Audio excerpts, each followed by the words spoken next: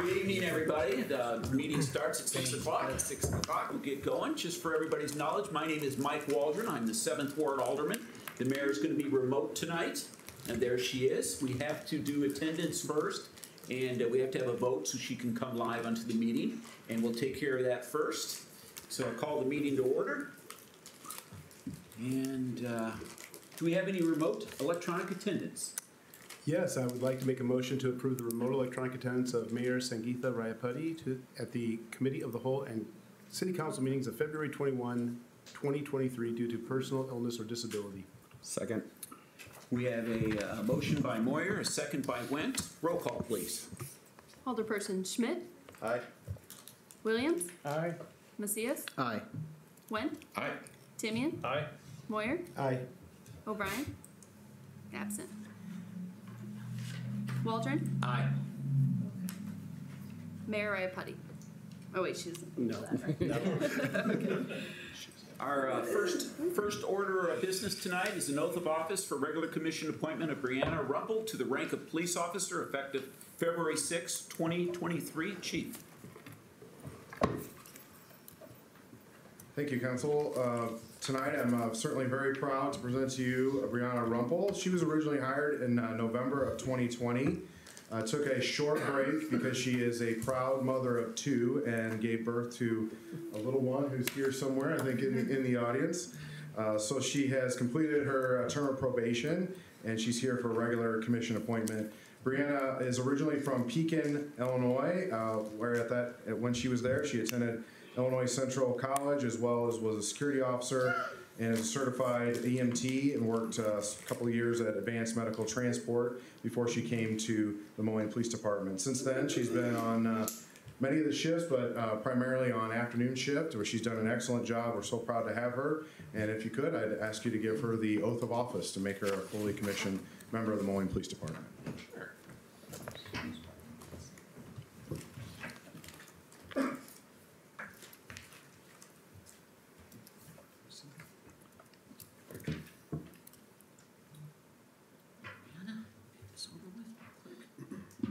Raise your right hand and repeat after me. I, Brianna Rumpel, I, Brianna Rumpel, having been duly appointed as police officer have been duly appointed as police officer for the city of Moline, Illinois, do solemnly swear that I will support the Constitution of the United States do solemnly swear that I will support the Constitution of the United States and the Constitution of the state of Illinois, and the Constitution of the state of Illinois, and that I will faithfully discharge the duties of the position of police officer and that I will faithfully discharge the duties as police officer for the city of Moline, Illinois, for the city of Moline, Illinois, according to the best of my abilities. according to the best of my ability. Congratulations.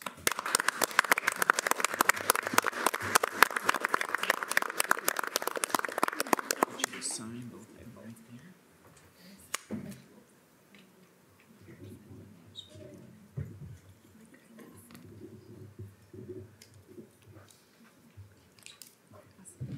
So Brianna is joined by her father, Ronald, and her lovely little daughter, Braylon, and her mom had to run off with the other one, Brooklyn, cute little one out in the hallway.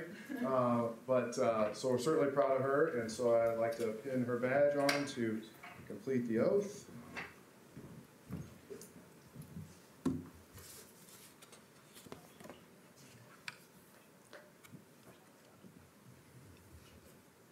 Chief, turn a little this way so they can get the picture. Maybe with the Velcro there. Congratulations.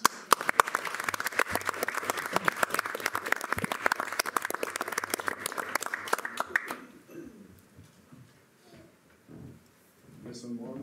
There's a phone over here. Still getting pictures. Wondering, you want to get out there? All right.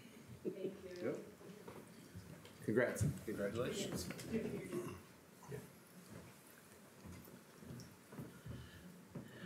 It's all yours, Your Honor. Alrighty.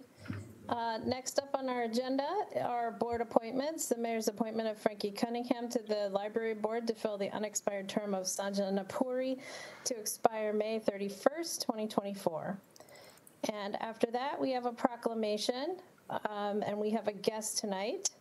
Nicole Moreno. I'm going to turn things over to you, Mr. Waldron, to read the proclamation. Office of the Mayor, City of Moline, Illinois, proclamation. Whereas NAWIC, Quad Cities Chapter number 50, has distinguished itself for 60 years as the voice of women in construction in the Quad City area. And whereas the work done by NAWIC, Quad Cities Chapter number 50, has benefited Moline, Illinois through community development and educational program. And whereas NAWIC, Quad City Chapter number 50, has unceasingly promoted the employment and advancement of women in the construction industry. And whereas the construction community, represented by NAWIC Quad City Chapter number 50, has been a driving force in fostering community development through innovation and beautification projects, promotion of the skilled trades, careers, and a positive vision of the future.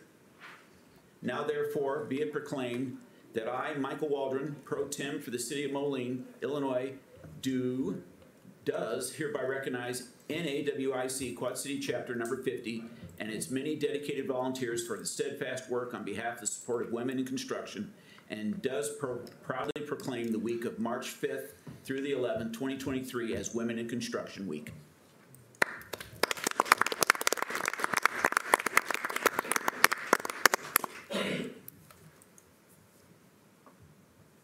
And Your Honor, I think you were going to take somebody, or somebody from the crowd is here to get the proclamation? Yep. It's Nicole Moreno. Did she want to come to the podium? I'm here. Hello, everyone. All right. On behalf of Quad Cities Chapter 50, thank you guys very much, the City of Moline, the mayor, the council members, for this proclamation for our 2023 Women in Construction WIC Week. NAWIC's mission is to enhance the success of women in construction. It's very important to us to promote the awareness of opportunities available and emphasize the growing role of women in the construction industry. WIC Week is a time for local chapters to help out those in the community. Our Chapter 50 does so throughout the year through our scholarship program for college students who are going into the construction industry, as well as helping local programs in the community. We work with the Girl Scouts, Humanities Home and Services, the Quad City Engineering Council. And actually on Saturday, March 4th, we're working with Our Grows House, which is actually here in Moline. We're gonna help at their facility that day with their members, and then also collect and donate household items that they can use. So thank you again for your support. We appreciate it, the support of women in construction and our WIC Week. Thank you.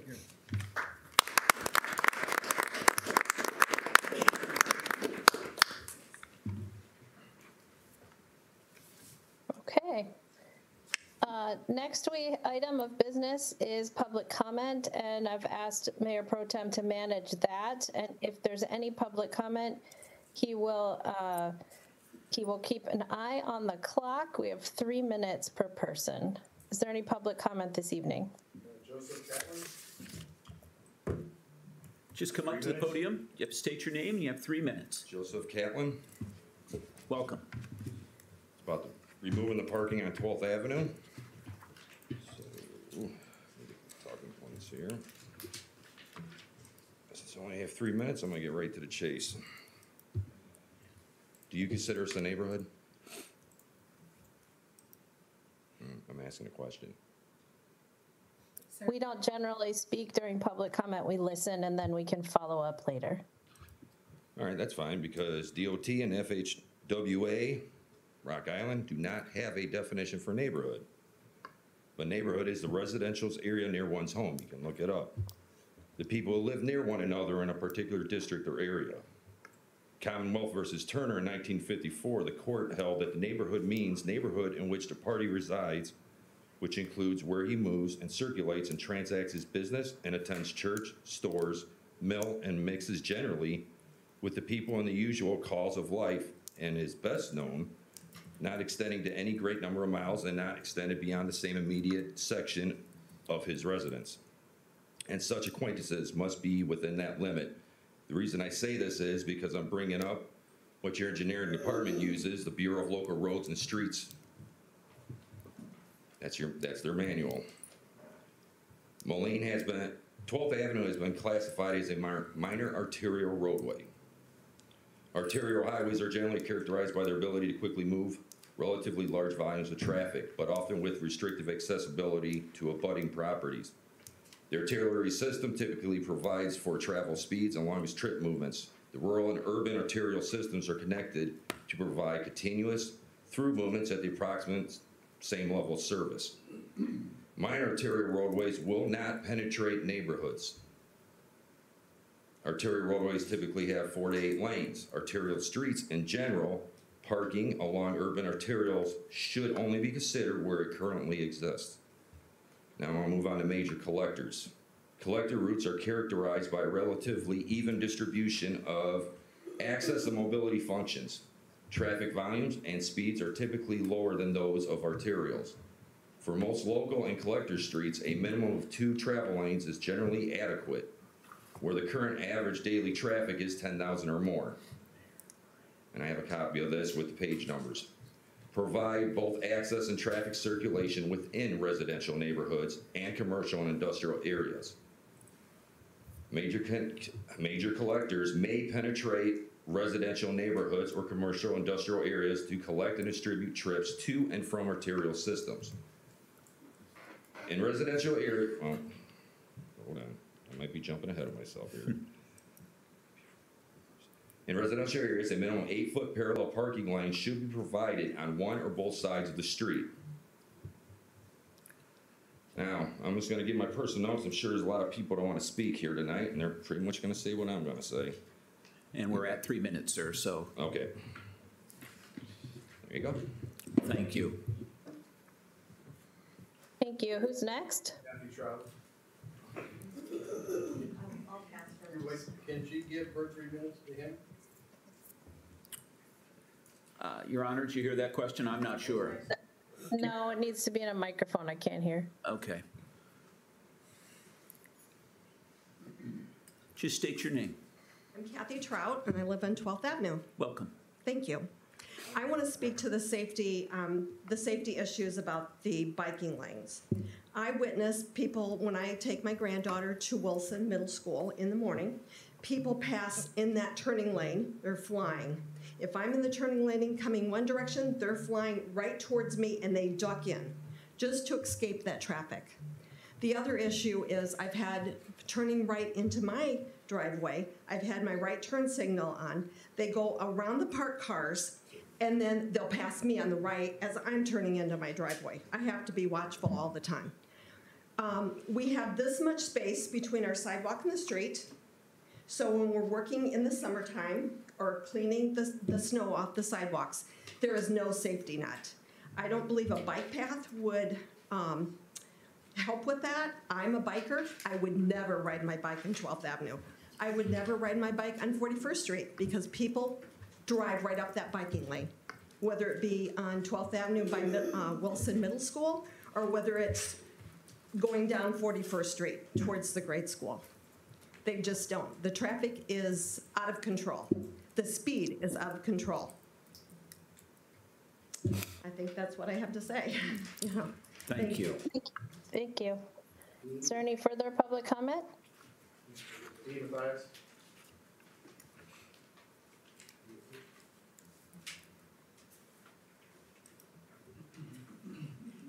Dean Mathias, Quad City Bike Club. Welcome, Dean. Oh, okay, well, thank you.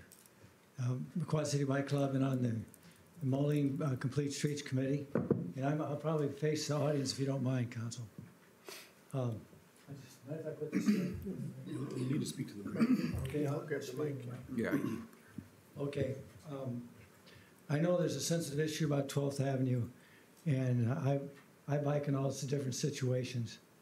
And I believe in safety for pedestrians and cyclists. I'm not just a cyclist, I'm a pedestrian. So I got Parkinson's, someday I'll be with on a wheelchair.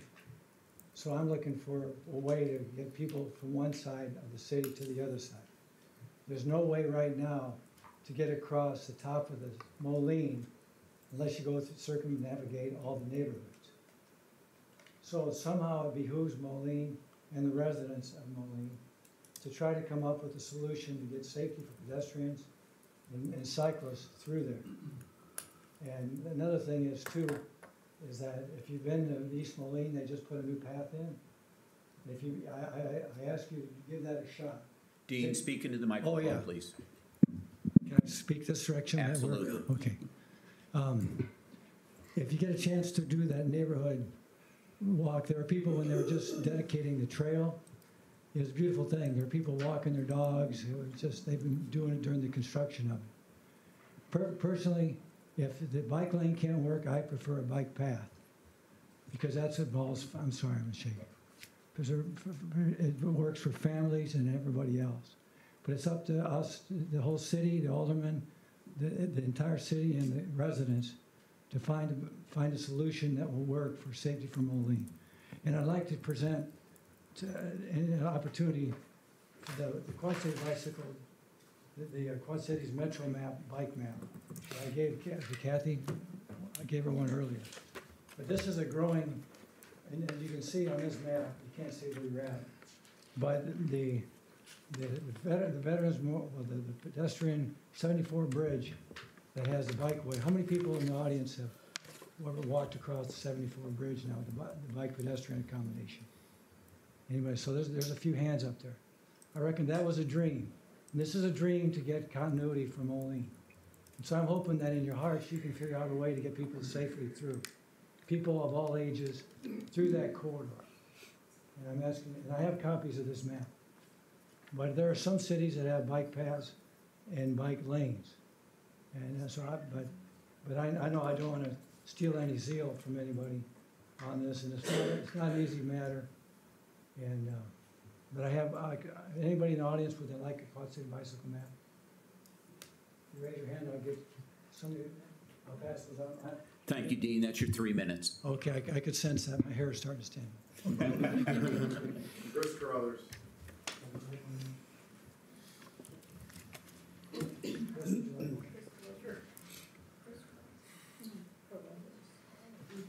Anybody else want a bike map? Just state your name, Chris. My name's Christopher Carruthers. Welcome. Okay, thank you. This is my first one, so. I'm just here on the safety issue of 12th Avenue and taking the parking away. We've lived over here for 5 years, and we moved over here from Iowa, from Bettendorf. We lived in 2 different places over in Bettendorf where my kids could play in the yard, and there was no danger whatsoever. And what I've noticed is, since we've lived there, there's 4 kids that live behind us, and they don't have any yard, so they come up to our yard to play on our hillside, and that's the hillside towards 12th. And the bottom of our yard is where it splits into 4 lanes. That's where the sign is, where it splits. Well, I've never lived any place where if I was doing yard work or if I was shoveling my driveway, people would drive down the parking lane and actually see how close they could come to you, because they act like that parking lane is a lane already and that they should be able to act like they're gonna hit me or come as close as they can to me and think it's a joke. Like, I've never seen it before, anywhere I've lived. But we moved over here because we could get more house and more yard for the money, and we love our house. But I'm concerned about the 5 kids that play in front of my yard, their safety and my own, because I've seen and witnessed and almost being hit before. Not only that, an older lady just got hit. Her car got sideswiped in front of our house because somebody was passing in the parking lane, and they actually hit and ran. They didn't stay, and they left, and the lady was so shaken up that she pulled over and she asked me if I saw who did it. I didn't see who did it, but I felt bad for her. So it's just a safety thing with me. I'm a painter by trade. I own paintbrushes and paint rollers. The markings on that street haven't been done, obviously, because they haven't figured out what's gonna happen with that street. But it has been a thought of mine to paint the markings myself because I'm a painter. But I mean, I wouldn't do that as vandalizing, but it's been considered by me because of those issues. So that's all I got. Thank you. Shelley Carruthers.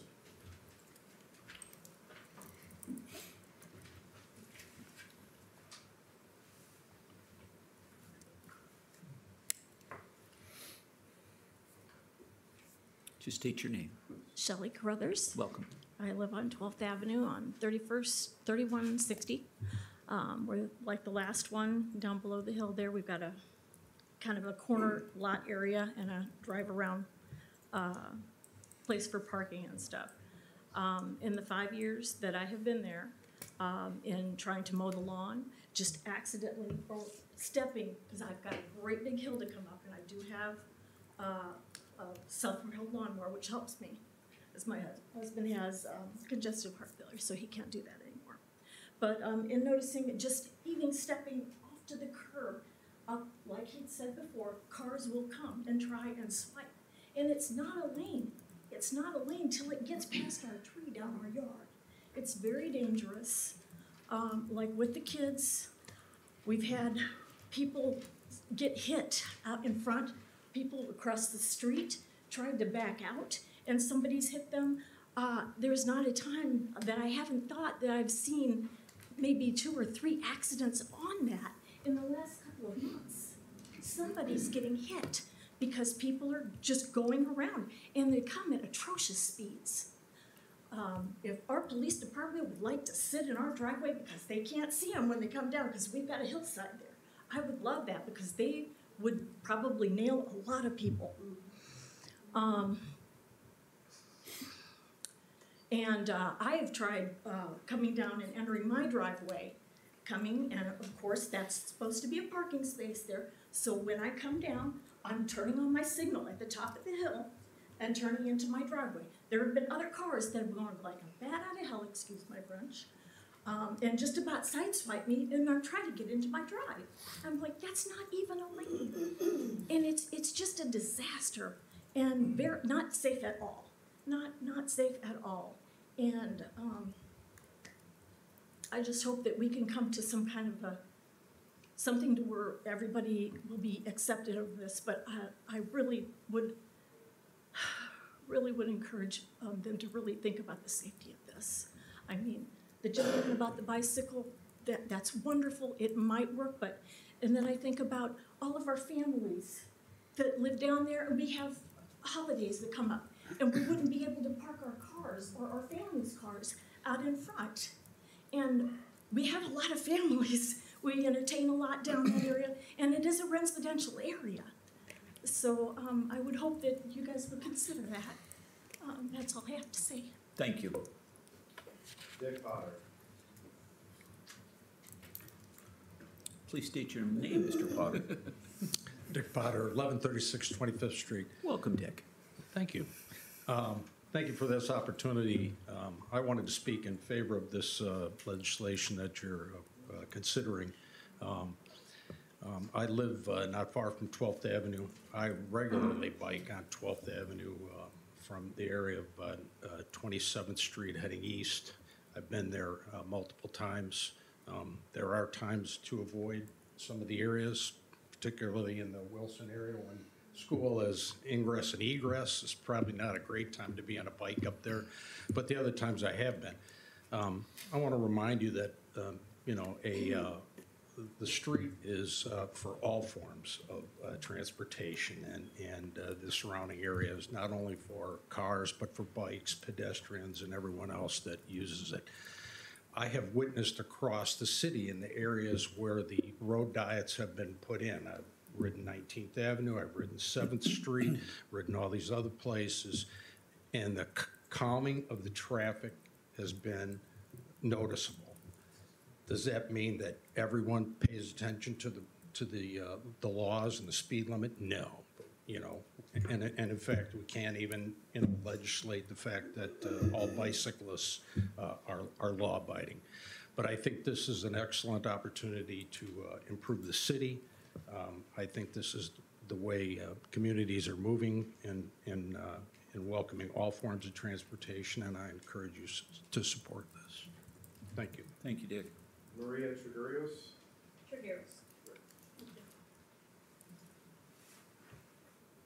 Hello, Maria Trigueros, Moline, Illinois, 3125 12th Avenue, right on the hill there. I would hope that we could come to some amicable resolution for both parties. I'm not a biker, I'm a jogger, but I use the sidewalks, and I go down to the river, cemetery, the river, and jog. I do walk my dogs, but I just think we have to weigh both sides and just look at all the evidence and make sure we listen to everybody, and let's hope for amicable resolution. In my opinion, I don't think making that what you guys are proposing would be safe for all what we've heard so far. Thank you. That's all I had. Thank you. Dr. LaRue? Or LaRue? Good evening, Hector LaRue, 3128 12th Avenue. Welcome. Thank you, my neighbor. Yes,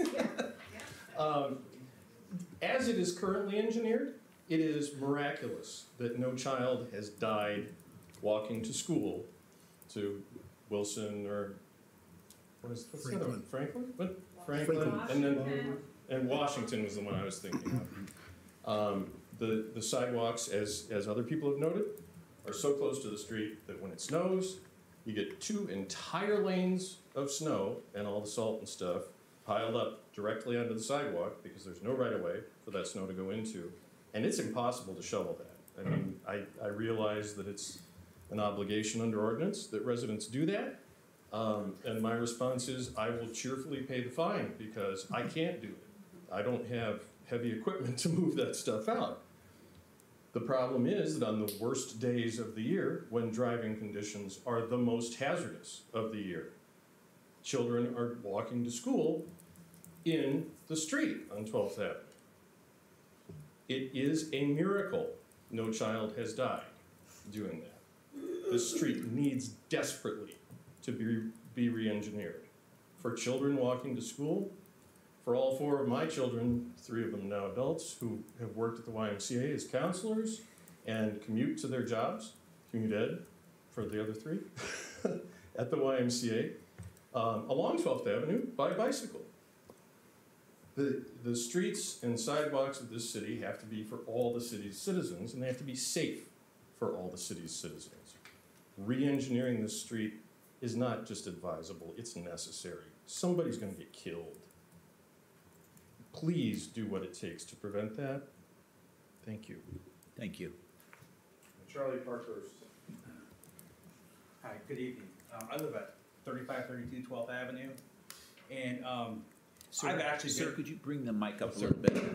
I've actually had my vehicle hit pulling into my driveway from a car that was trying to use the parking lane as a lane. It hit me so hard, pushed me into my neighbor's yard. Their car actually flipped over. That's how fast some of these drivers are going. And safety is paramount, especially for people that actually live there and use their driveways every day. And we need those parking spaces for guests. Some people don't have a driveway to pull into. And as far as the gentleman's response about the kids going to school, well, we all want kids to be safe, but we need to take care of our driveways. But if we lose this buffer, we're going to see more wrecks. I mean, I've been there for 16 years on 12th Avenue, and literally I've seen at least 10 wrecks, and I was involved in one of them. And most of it is from speeders. And creating a bike path is not going to stop people from speeding. It's going to give people less of an opportunity to have that buffer. I'm actually happy whenever I see a car parked in one of the parking lanes, because then I know a car is not going to come flying beside me when I'm trying to take a right in my driveway. So it's not perfect there, but I don't think that this re-engineering is the right solution. Thank you. Thank you. Dora Rose.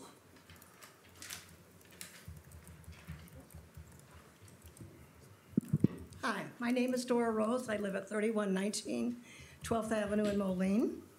I have lived there over 60 years, and I was there when 12th Avenue was a 2-lane dirt road, so it's been a long time. I have noticed in the last few years that there seems to be much less traffic on 12th Avenue, and I have to wonder when they did the last traffic count.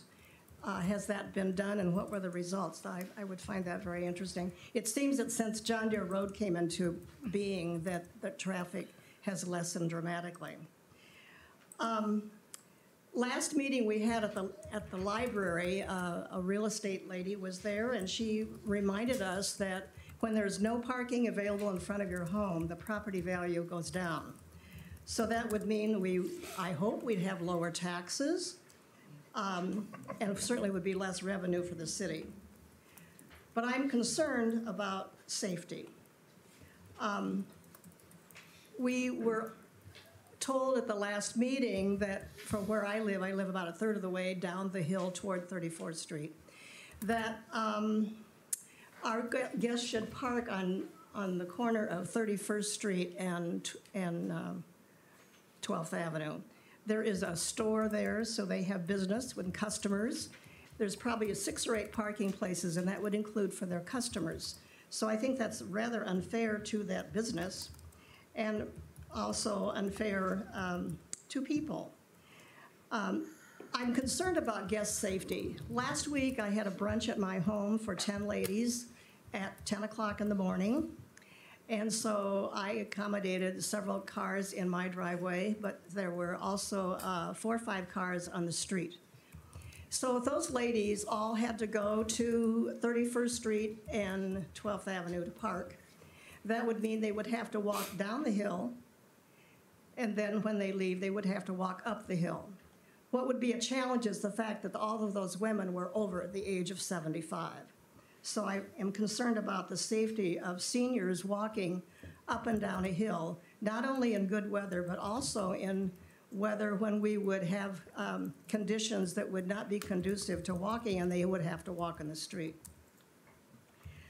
I think parking has worked well. It's not constant, but there is parking there, and it certainly adds a helpful note to those of us who like to entertain and have folks in our home. I like the fact that we have parking for our visitors. The parking also provides a buffer for people who are walking on the sidewalks. It's a place for drivers to pull over because seldom is the parking used, but a place for people to pull over when there is an emergency vehicle. Ma'am, that's your 3 minutes. Okay. Thank you.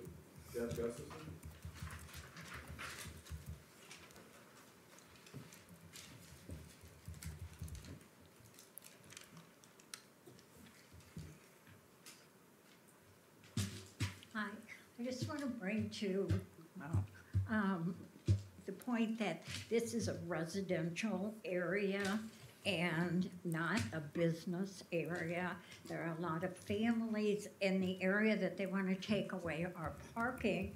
And if we have company, some of us have big families, and some of us have meetings, committee meetings, small groups, anyone that comes to visit, other than if you have 1 or 2 extra people that park in your driveway, there's no place to park. And being,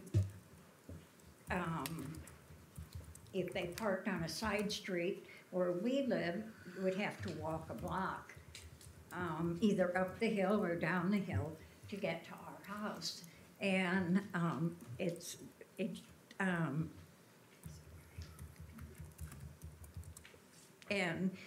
actually, we, as the homeowners, are paying the property taxes and should be able to have parking in front of our house and be able to entertain people as we need to. As stated at the library meeting, I'm not sure if everyone was here, but Angie Camlin spoke. That's a realtor on both sides of the river, and she stated that if it wouldn't depreciate our housing, but it would limit the people that wanted to buy, because there's no parking. And like, we've looked at a couple of houses on 41st Street between 12th and 23rd Avenue, and there's no parking there. And it just, there was no option there that we would even consider it. And so that would make it harder for people to sell their houses when you can't entertain. I just think that, you know, there's a lot of other places. 6th Avenue is three lanes going east. And there's a lot more businesses down there that they still could have parking, but a bike path. And I'm outside a whole lot in the summer, and we don't have a lot of bicycle traffic going up and down. That's your 3 minutes. Thank you. Thank you. Leroy Trout, final.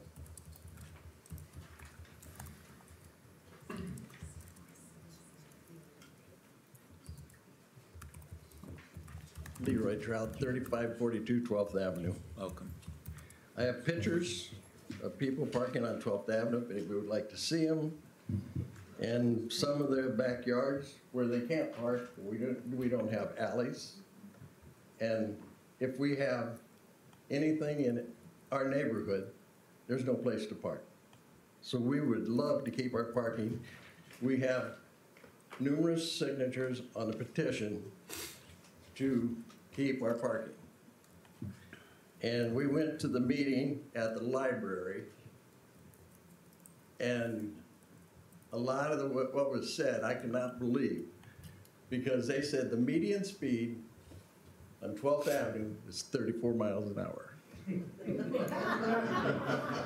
Thank you very much. Because my wife and I are both retired, and we work out in the front yard a lot, and we sit in our front driveway. And we see cars going 40, 50 miles an hour. And I'm not getting down on the police, but there should be more radar run on 12th Avenue than trying to get rid of our parking. Because they would make a lot of money for the city by doing that. And the studies you took, I don't know when you took them. Somebody said they took it at 2 o'clock in the afternoon. There's hardly any traffic at 2 o'clock in the afternoon. And from morning till 12 o'clock at night, we can hear them zipping up and down 12th Avenue. And I know they're going 40, 50 miles an hour. And what they should do is put one of those, I know you can't have the things to pick them up, but you could put a sign on 12th Avenue that shows them their speed like you do in, what's the one on the curve down through from 7th Street? Yeah. That would also help. But a lot of the studies that were done there are not true. And I told the engineer that at the library meeting because I can't believe it, that that's the way it is, because they would, you can come, like some of the other people said, you can come sit in our driveway and watch. And you will see that we need what we have in our neighborhood right now. And if anybody wants to see these pictures, they're more than welcome to. Thank you. I have one more public comment that was emailed to us. Oh, sure. After, yeah, after. One final. Okay.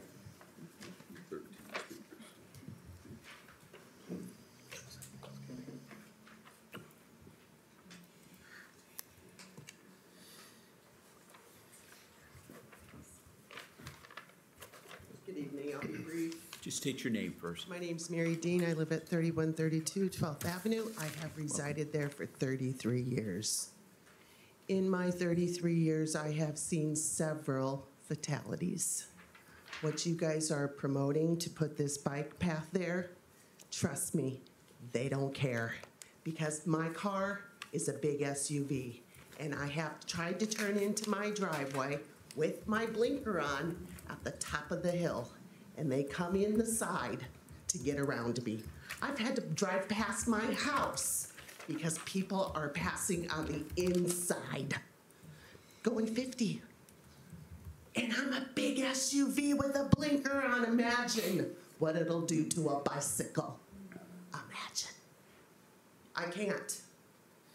because I've seen it already and I don't want to see it again. I don't. I don't know what you guys are thinking, but people fly on 12th Avenue. They don't drive the speed limit. They don't care. They're in a hurry. They don't care.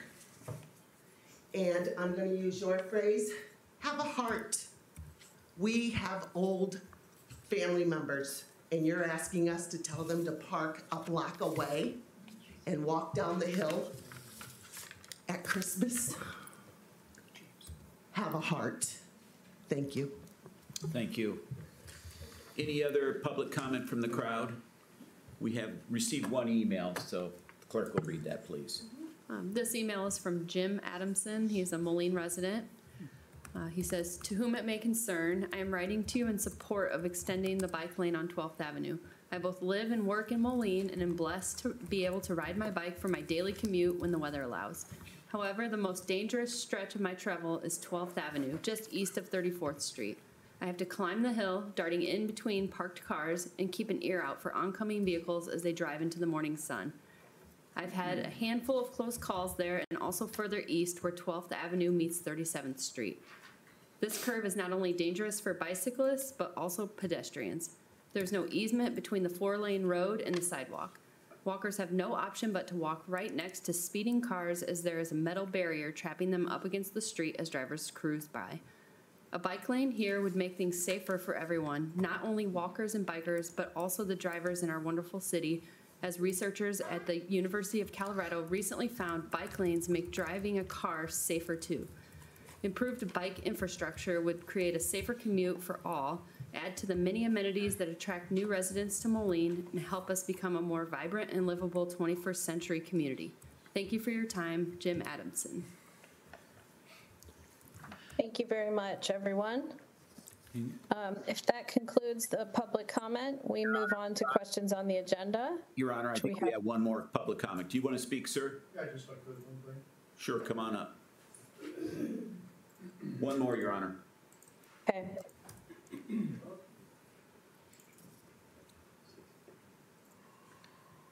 Please state your name.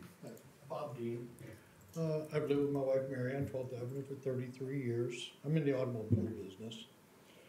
And I'm not in the motorcycle business, but I've seen motorcycles coming up our hill, hitting 6th gear. By the time they're at my house in the middle of the yard, that's 70 miles an hour or better. They don't really care. And the problem with us is we've got a house with 2 parking spots in our driveway and 2 in front of our house. If we take them away, and if everybody's family comes into town on Christmas, there aren't going to be those 4 spots at the top of the hill. So it becomes a real problem, and I think it's just going to make it impossible to live there. We need the parking. And I see it when somebody's parked there, just like the one person said, I mean, you feel safe knowing that you can turn your driveway, because when they went down there and did our driveways, they put a bump at the end of them, each this big, the city of Moline did.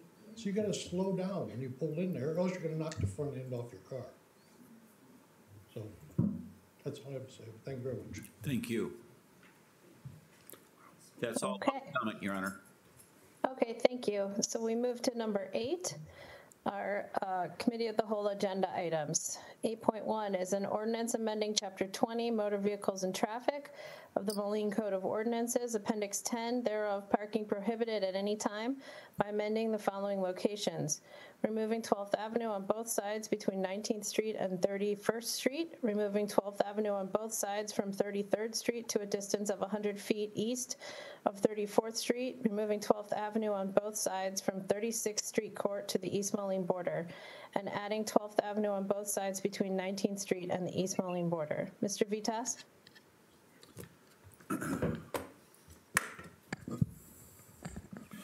First of all, I just want to thank the public for their comments tonight and sharing their experiences and knowledge regarding 12th Avenue and as residents of Moline. As you know, this item has gone through a series of meetings at the library, and it's not a new issue. It's an old issue. It's been going on for years, apparently, as I understand. I know the city engineer, David Dreyer, is here this evening.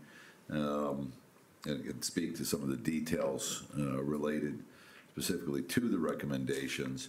And I guess going forward, I've made some notes about the speeding issue. I want to make sure you're aware I heard that, and I'll share those, of course, with the police department and the police chief, because I've seen it myself, to be honest. I've seen it. And going forward, David, if you could just kind of finalize the recommendation for council. So obviously, we're talking about 12th Avenue. What we've proposed is a project that runs from 27th Street to 41st Street. That's a length of about 5,200 feet or just shy of 1 mile. Specifically, what engineering has proposed was the reconfiguration of the street from 2 lanes with parking to 3 lanes with no parking and with new bike lanes. We held a public information meeting on December 8th to discuss the concept, and we went over the enclosed PowerPoint, which you all have a copy of. The first speaker tonight is correct. The street is classified by the feds and by state as a minor arterial street. It's 44 feet wide from face to curb, with varying lanes, but where we have parking, generally we have 2 lanes of traffic, 1 in each direction. The amount of traffic using the streets about 6,400 to 7,000 vehicles per day, which is not a very high volume of traffic on an arterial street. And it is well within the technical theoretical capacity of a 3-lane cross-section. We did do some speed and volume collection. We put a radar device out for several days, so it wasn't just at 2 o'clock in the afternoon. The currently posted speed is 30 miles an hour. The average speed we found was 34. And the 85th percentile speed is 38. Please, let him finish his presentation. You guys had your chance. So the 85th percentile speed is a speed at or below which 85% of the traffic is traveling.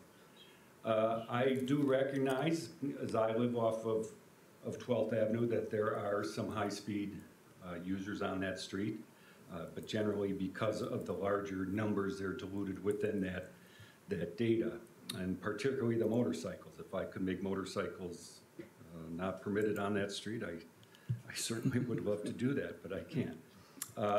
As part of the project, we reviewed the traffic crashes. We looked at 5 years of data. We're averaging about 4.4 to 4.8 crashes per year.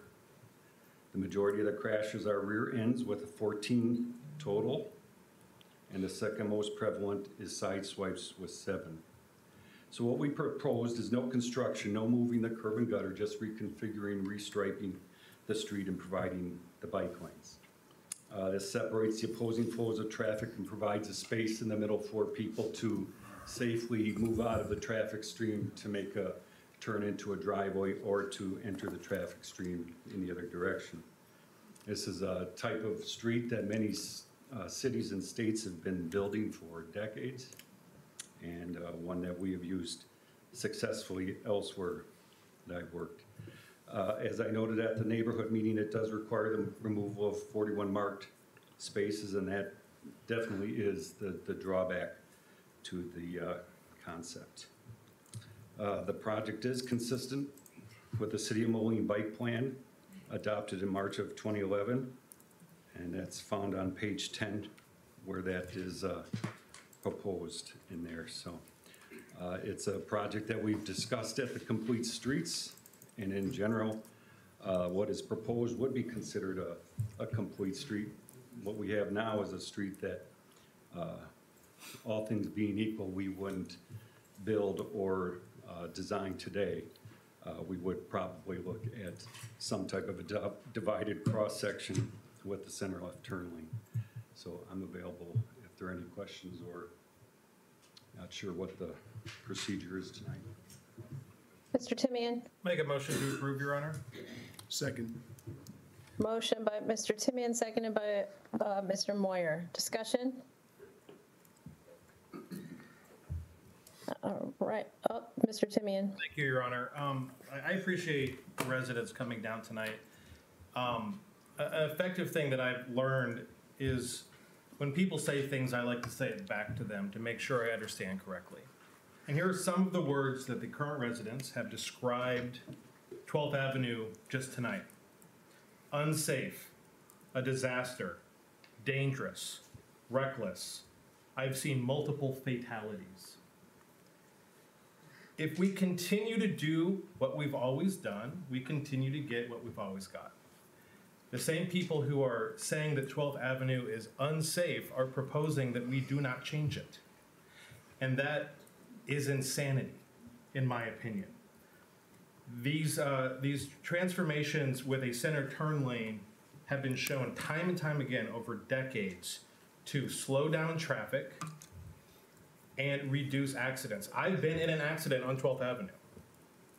I know that they are higher than average there. This will reduce it by about 40% if statistics are consistent.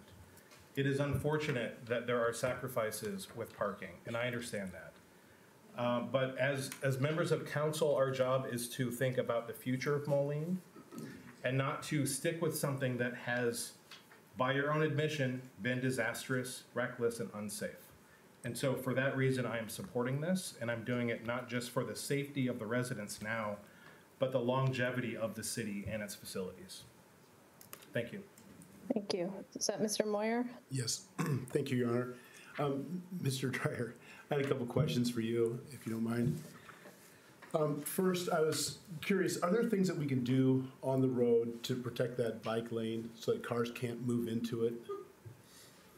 Like bollards or? There are buffer bike lanes in cities that have used the bollards and things. They're just very difficult to maintain because drivers, being drivers, will knock them down. And then we have the number of driveways that we'd have to provide openings for. But there are cities that have used bollards. They're just a maintenance requirement that Mike and I would have to figure out. So would the painting scheme simply just be the white line with the marked bicycles, or would we color them in some way? We don't have plans to use the green bike lanes per se. If there was a specific conflict zone that needed them, we certainly could consider it. Depending on how we define the lanes, the bike lane might be buffered by, a foot or two if we can manage to squeeze it out. But again, we don't have much room, and the right-of-way of this street is not your typical 60. It's more of a 55-foot width, okay. So we just are real tight right here. So I've biked on that road a few times, and when cars do get as close to you, they want you to know that you're not supposed to be there. Yeah, so I understand that, and I do believe we have to find some way to protect that lane. Thank you. Mr. Williams. If there's no option, we're parking on one side of the street and a bike lane on the other side of the street? The only option that might work, in my opinion, is to eliminate the center left turn lane to fit that in, then to provide parking on one side. To follow up on what Alderman Timian said, in theory, it throws things down, or in actual numbers, it does slow down with the road diet. But on 12th Avenue, it's constantly been a raceway for years and years and years. And at the end of the day, to have two bike lanes on each side of a three-laner, I think you're going to have people blowing through there like a racetrack. And the very people we're trying to protect, people on bicycles, are going to be the ones that pay the price. Because if you don't know 12th Avenue very well and you're using it as an arterial through the city, and then you get the young kids or whoever it is that's ripping through there at Mach 1, we're going to have some disasters there. It's going to open it up, at least with parking on one side, like everybody feels safe with their, like a physical block there. I would almost think that to follow common sense, we should have parking on both sides of the road all the way down. Because to tell citizens that have made an investment in their homes, oh, by the way, you're just going to lose all of your parking. In a residential area, I think is just, it shows that the council wants to have bike paths regardless of what the citizens want. And it should be the exact opposite. We should represent what the people want. That's why I'm going to vote against this all day long. Thank you. Is there any further comment? Mr. Wendt? Thank you, Your Honor. To piggyback on a couple of things that have been said here, I think we all are in agreement that this section of 12th Avenue has got problems. I think that some of it is that the striping hasn't been done for a while, and I think that that's partly because we've been trying to figure out what we're going to do along here. But I didn't hear from the people, well, just keep what we've got because it's working great. I mean, I think None of us said that. Yeah, exactly. Ma'am. Nor do I like to. Please don't interrupt. The public comment is over. Ma'am, you got to give the council a chance. You've had public comment. And so because of that, I think that there is something that we need to do. And there's no secret here. I have been in favor of road diets. I think the actual number is moving from a 4-lane to a 3-lane actually decreases crashes by 47%. We've all been on 23rd Avenue when you're driving down and you're in the left lane and then all of a sudden somebody going to turn into Adolph, well, Adolph is close, but and then you want to try to get over to the right lane and you almost get sideswiped and everything. 4 lanes, to the engineer's comment, we would never build that as a 4-lane as it is today. But that being said, there are options. I mean, to the point, we could reduce the center lane, but I don't think that would necessarily make it safer because I think we still run into the issue of people going around. Narrower lanes do actually decrease speeds. If you can't get around and the people are less comfortable, they pay attention more, they move slower. When you've got 13-foot lanes that are bigger than interstate lanes, people go down as they're texting because they think they can, I'm never going to hit anything, and they fly through there. So I think that there is the ability to have some kind of compromise through this. And to that point, and had a little conversation with the engineer earlier, I had a few ideas, but I think that this is something that, while it doesn't give everybody everything they want, but I think that it is something that would be doable. And because we do have a unique situation, I was talking with Alderman Macias regarding this area, that they don't have alleys behind. There's not, this is a unique area within our city for the topography and how these things were laid out. And so what I am going to move is for an amendment from eliminating parking completely along this area to, in these 2 areas where there's currently parking, the amendment would be the center lane to be 9 feet, the pass-through lanes to be 9.5 feet each, the bike paths to be 4.5 feet wide, and then that would allow parking on the south side of the street that has a 7-foot width. That meets the Just Spec criteria. That is one of our guiding documents that we have in Complete Streets. It does not meet all of the criteria. It certainly doesn't meet IDOT and those sorts of things, but they would also prefer us to have 12-foot lanes, and that's just insane. But I think that is the motion I'm going to make to improve the idea. Is there a second to that motion? All right, the motion fails for lack of a second. Back to our conversation of the item on the floor. Is there any further question or comment? Mr. Schmidt. Yeah. This is obviously a very difficult stretch of road to deal with and how we can address these things. Mr. Brown. No chance. I'll be coming back shortly.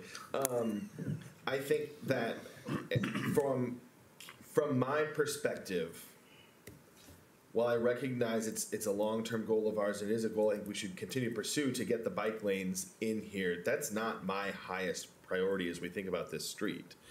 But I think that particularly with hearing in people's commentary, taking action that will slow people down is a must. We have to do something. And as we think about that, I mean, going to a 3-lane street makes sense. That is that part I think I'm very much on board with.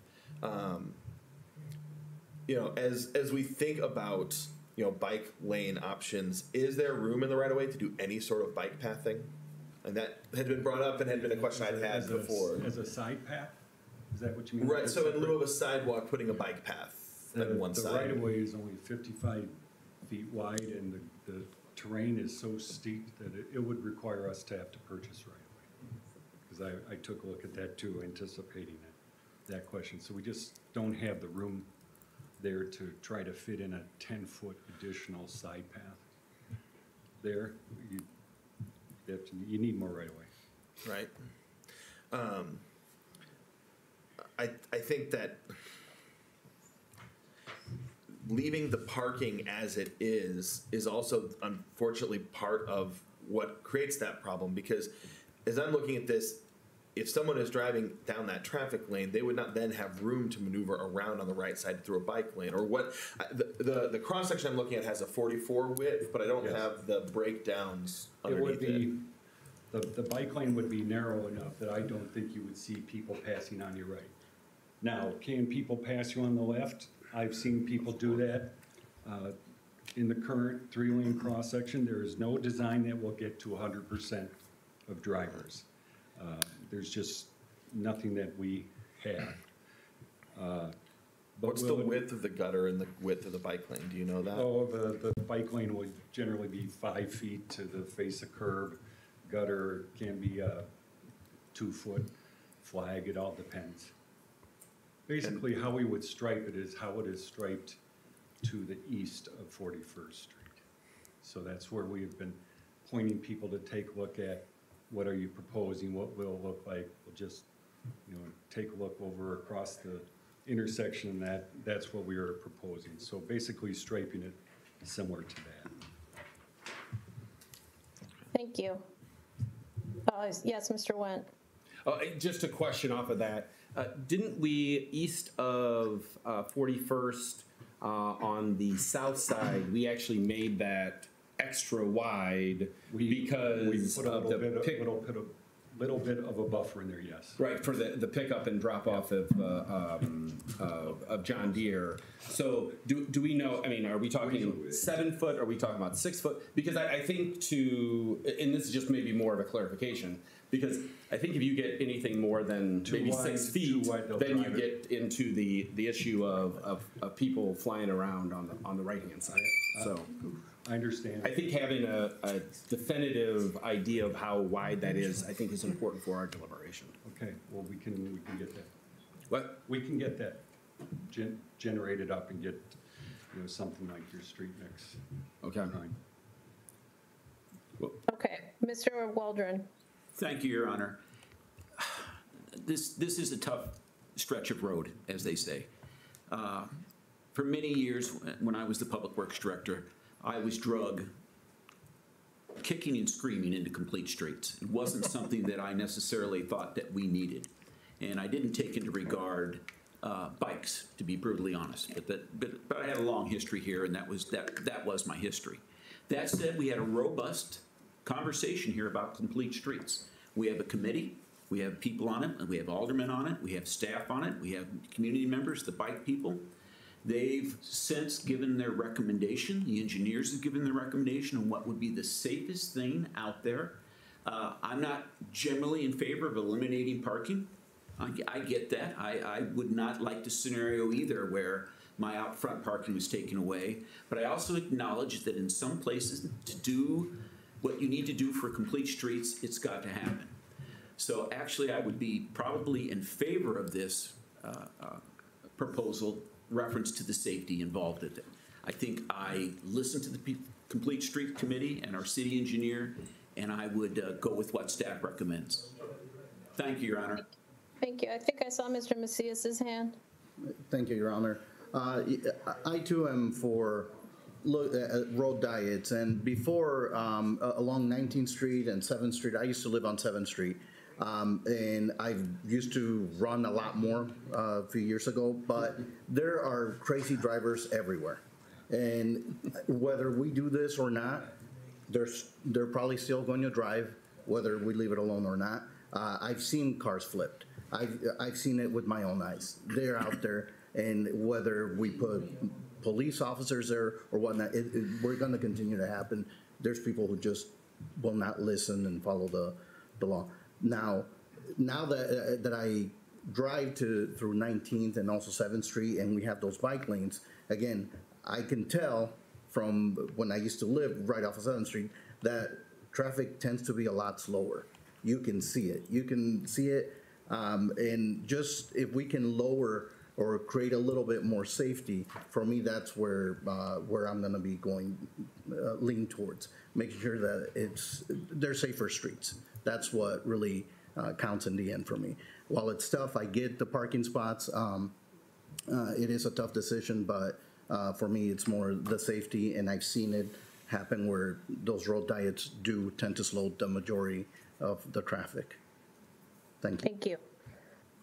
All right. Yes, Mr. Wendt. Seeing how we don't actually have exactly what the widths are going to be, and I think that is an important part of it, I'm going to move to table this until staff comes back with the actual widths that are being proposed, because I think that is an important thing for all of us to know and understand if we're going to be making this decision. Is there a second? Motion fails for lack of a second.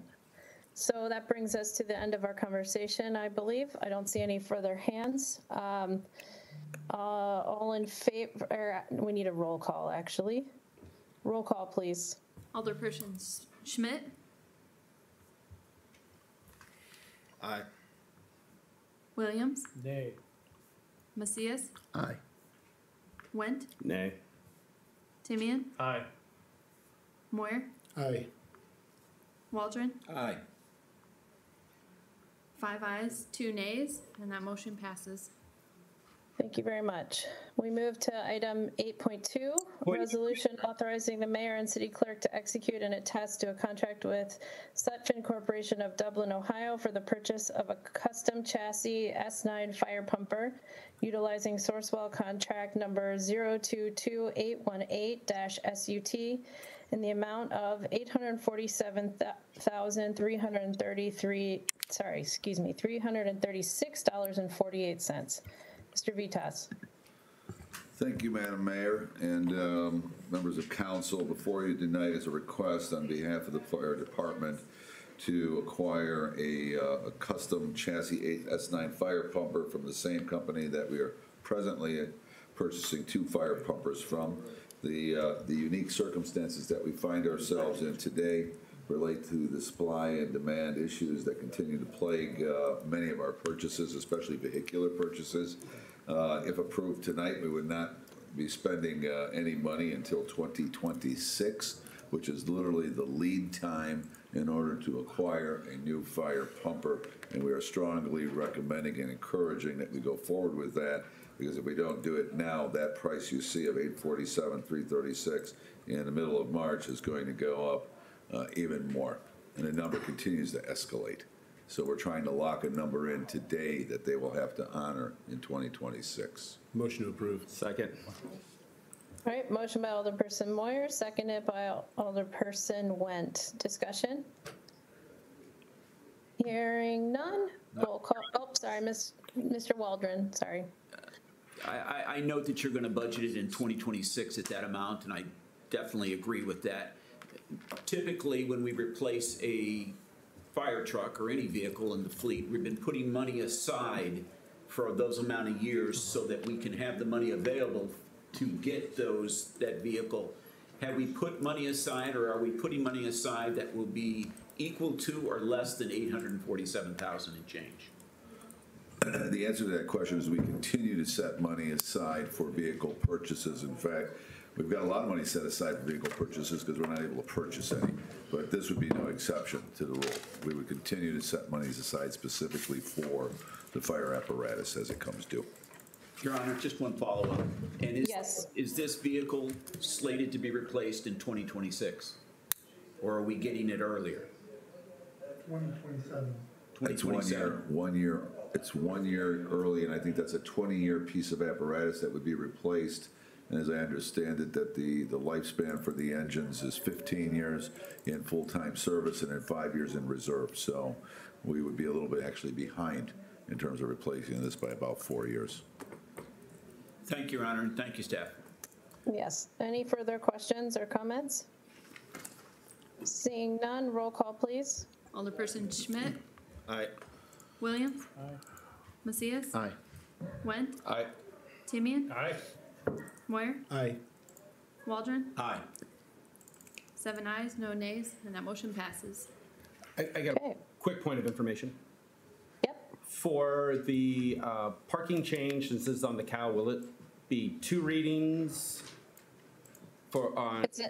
If an ordinance is due 2 readings, correct, clerk? Because it's not tonight's. Okay. Correct. Just want to make sure. Thanks. Yeah, thank you.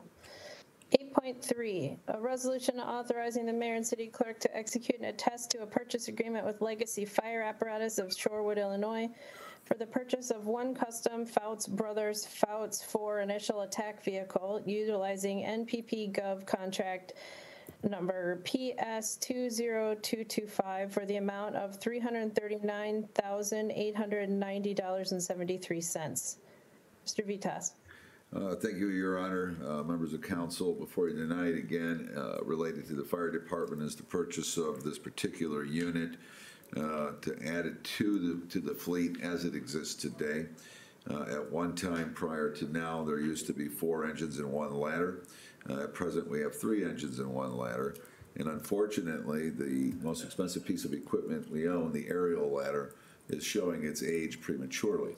The cost for that equipment to replace it is in excess of $2 million, closer to $3 million today. It is being used for non-fire response purposes. It's even being used as they go out, aside from medical calls, it is also being used for inspections that were being done. So we are putting premature wear and tear on what is probably the single most expensive piece of equipment in the city. And it's a practice that we want to stop. This particular unit is one that the fire chief and others in his command have recommended for acquisition so that we can preserve the life of that aerial ladder truck as it was intended to be made. And we're recommending approval of this purchase going forward. Motion to approve. Second. Motion by Alderperson Moyer, seconded by Alderperson Timian. Discussion? Mr. Schmidt? Yeah. Chief, when we're looking at this vehicle, outside of obviously the special capabilities of the aerial truck, what are we missing from a regular truck on this vehicle? Not much. It's a Ford F550 chassis. It'll have a 300-gallon tank on it, so that if we are out doing inspections or on an EMS call and a structure fire comes in, we'll still be able to respond to the structure fire with some sort of fire suppression capabilities. It will be outfitted with extrication equipment for motor vehicle accidents. So we really won't be missing anything other than no ladders on it. The big ladder, yeah. Thank you. Mr. Waldron? My issue is not necessarily with the truck itself, so Chief, you're safe. My issue is with the dollars. You know, seeing that it's not budgeted, we know it's not budgeted, this is an extra vehicle that we're gonna add to the fleet. I can see staff recommends taking it out of the unencumbered 2022 general funds. That always makes me shaky to a certain extent to take that money out of there because we don't know what's coming at any point in our revenue. Is there any reason why we couldn't, since it's going to be at least a year lag time, that we couldn't put this in the 2024 budget? I believe we're going to get this vehicle by June. By June? Mm-hmm. June, July. Just keep in mind, too, that this is another vehicle that's going into the fleet, in what we used to call as fleet creep. And every time you add a vehicle, there is a charge back to the individual department. And these trucks and fire are not cheap. So they're now going to have to start setting money aside to pay for this in the future, 10, 15, 20 years, however long it's going to last. So you are increasing the fire department's budget dramatically by adding another truck. It's easier when you take that $339,000 out of general fund. You're not having to make up for that money that you didn't set aside. but this does have a budget impact long-term.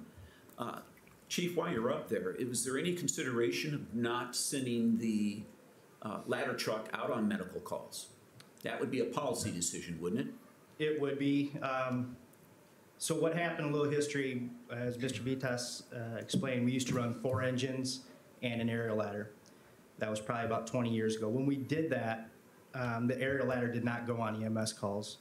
Then the engine was cut, so we went down to 3 engines and an aerial. Somebody had to make up the difference in those ambulance calls, and that was the aerial. And in that time, in that 20-year period of time, we went from running about 4,500 calls a year to 8,600. So we've doubled our call volume. So we need that vehicle. I think the aerial to go out on these calls. But it's, follow-up, Mayor, but it's a policy decision on the fire department, council, and staffs to send out another vehicle on an EMS call. Aren't there a lot of communities that just send out the ambulance on EMS calls and don't follow up with a pumper and/or an aerial?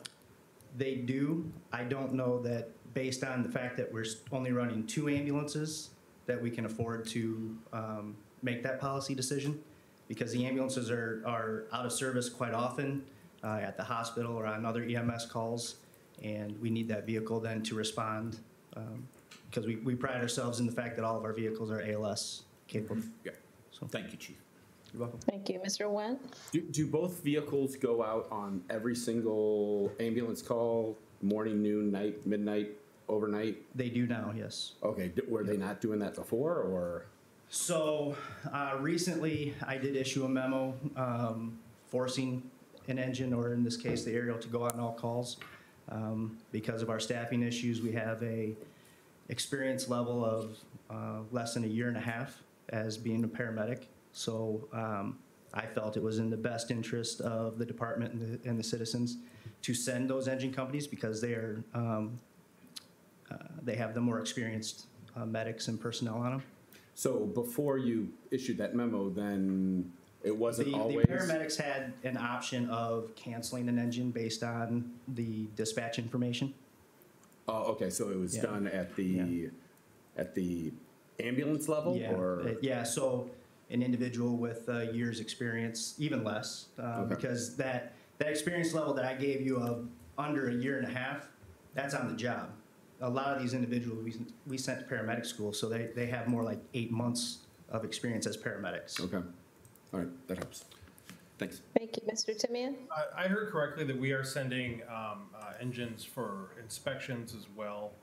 Is there a way, and this is long-term, but I'm just kind of thinking out loud, if we were to, if and when we have dedicated rental inspectors, we could just use a truck instead of a massively overpriced fire engine for these, and that would then prolong the life of a lot of our engines as well. Is that Exactly. Is that correct? Yes, that is correct. So, more reason to hire inspectors. Exactly. Yeah.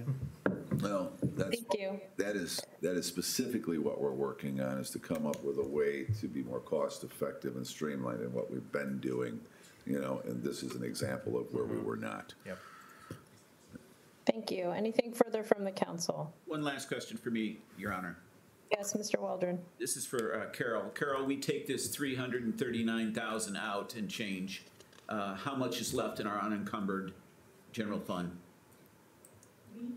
We are in the middle of our audit right now, but fortunately, our revenue stream and a couple sources have come in very positively, so we're going to end the. I'm sorry, I'm going to have to ask her to come to the microphone, or a microphone.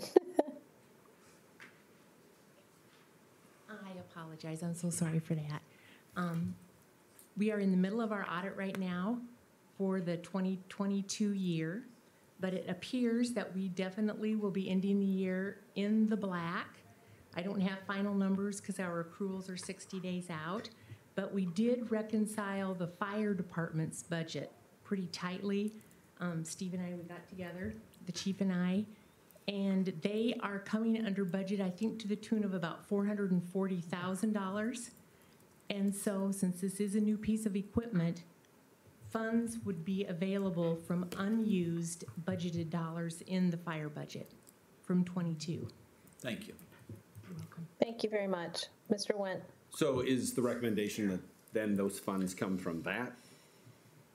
That is the recommendation, Okay, yes. just want to make sure we're all on the same page. No, that is the recommendation. Thank you. Anything further from the council? Yeah, can I clarify one thing for Alderman Timian?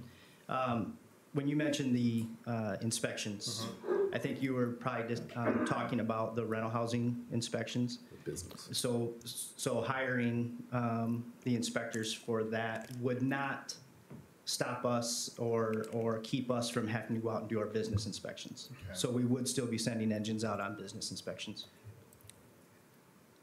Mr. Timian? Is the reason that we send engineers on those just due to staffing, so they can be on call and in a vehicle to respond to a call? Yes. Versus a truck? Yes, You know, absolutely, yes. They have to drive back. Yes, exactly.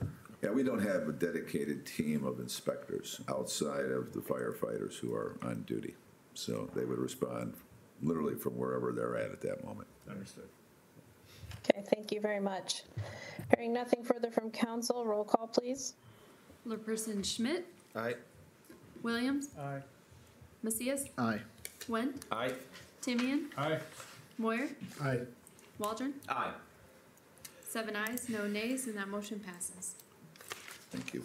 Thank you very much. We move to 8.4, resolution authorizing the fleet and facilities manager to purchase an electric riding auto scrubber from Great Western Supply Company in Davenport, Iowa, for the amount of $20,277.89. Mr. Vitas. Your Honor, members of council, the request this evening is for the purchase, as you've described, it's an electric riding auto scrubber, specifically for our public works operations for the public works garage. It's not a budgeted item. There are funds that have been specifically allocated for this in the submittal to you this evening. What we're looking at is equipment that would do a couple things. One, it would provide for longevity of the concrete floor by removing all of the oils and debris that collect on that floor, including the salt, which is probably the most damaging part of any concrete floor. And then in addition to that, it does have, and the reason we're looking at the liability fund is it has the ability to prevent people from slip and fall injuries as well. Whether you step on a oil slick on a floor, or it could be antifreeze on the floor, it could be anything on the floor. We don't have a piece of equipment like this. This would be an additional piece of equipment added to the Public Works garage, and we're making this request of council this evening. And Mike is here if you have any other questions. Second. Thank you. Is there a motion? Motion to approve. Oh, thank you, Moyer. And who seconded? Mr. Wendt. Discussion. Hearing none, roll call, please. Alderperson Schmidt, Aye. Williams, Aye. Macias, Aye. Wendt, Aye. Timian, Aye. Moyer, Aye. Waldron. Nay. 6 ayes, 1 nay, and that motion passes. Thank you once again. Thank you. We move to our informational Bass Street Landing restroom update. Mr. Griffith. Okay, about 3 weeks ago, I presented to City Council an informational on the Bass Street Landing restroom, and several City Council members asked to bring back some information on a more expensive looking restroom. So what I have in the very short handout tonight is... We don't necessarily want it to be more expensive, we just want it to be nicer. Yeah, sorry. That would be correct. Made of gold. So the first one listed is the CXT. That's what the original SSA5 was looking at. As you can see by that, pretty standard. It looks like very similar to a lot of the park restrooms that we have in Moline. It is customizable with different colors and stones and whatnot as well. The second one is the one that Alderman Wendt was talking about at the last discussion. As you can see, it does look quite a bit different than what the CXT does, what it looks like. As you can see, there's a big price tag difference. And looking at that $451,000, I reached out to Leggett Architects about what if we built a restroom instead of doing a prefab. And so what they gave me on something on the that would look similar to what is down there, the type of brick that's down there, more customizable, and we would have the opportunity to see if it would, by and putting the specs together, seeing if we can customize it to make it even bigger than what is proposed right there. So they gave me some information. It was pretty quick because we had a quick turnaround, and they gave me an estimate of $337,575. That's what they compare to the higher end restroom with the public restroom company. Now that is, the turnaround was quite quick, so if city council would want me to move forward, I would request a little bit more funding on that, just in case we are able to fit an extra stall in the female restroom or a unisex/family restroom. Like several of you said or a couple weeks ago, that we get one shot, let's do it right. And if we're going to do it right, this is the perfect location to do it. So with that being said, I'll answer any questions, and then I'd like to see what the council would like me to do going forward with this. I do have a meeting next week with the SSA 5 board, and so I can get their approval and then bring it back to city council sometime in March and get moving. So, Mr. Wendt. I appreciate you getting this together, and I couldn't agree with you more. Like we said, there's one shot to do this. This is the area in which our concerts are unbelievably popular. We're going to want to do more weddings and utilize this more, and hopefully that'll bring more businesses and all those other things to this area. We're talking about the letdown coming off the viaduct, the Arsenal Bridge, all of those sorts of things. So we need to do this right. Thank you. Can I get a sense from the rest of the council, Mr. Schmidt? Yeah, and I think even looking at, and I appreciate that you said, hey, I think there's a better way to do this given the route we're going, and that is an excellent way to go. I would be interested in seeing if we can't get family amenity for a family restroom, that how we can make it sure it is that right room. So I definitely would want to know and understand, and if that kind of comes down to it's going to be kind of a couple ways to look at it, or if we just get to that final recommendation. I mean, either way, but definitely interested in seeing how that looks, because as I said, we want this to stand for a long time and us not have to redo it, so let's do it right. Thank you. Rest of the council, any further comments? Mr. Waldron? I've got to, it's money's involved, so I got to be your stick in the mud here.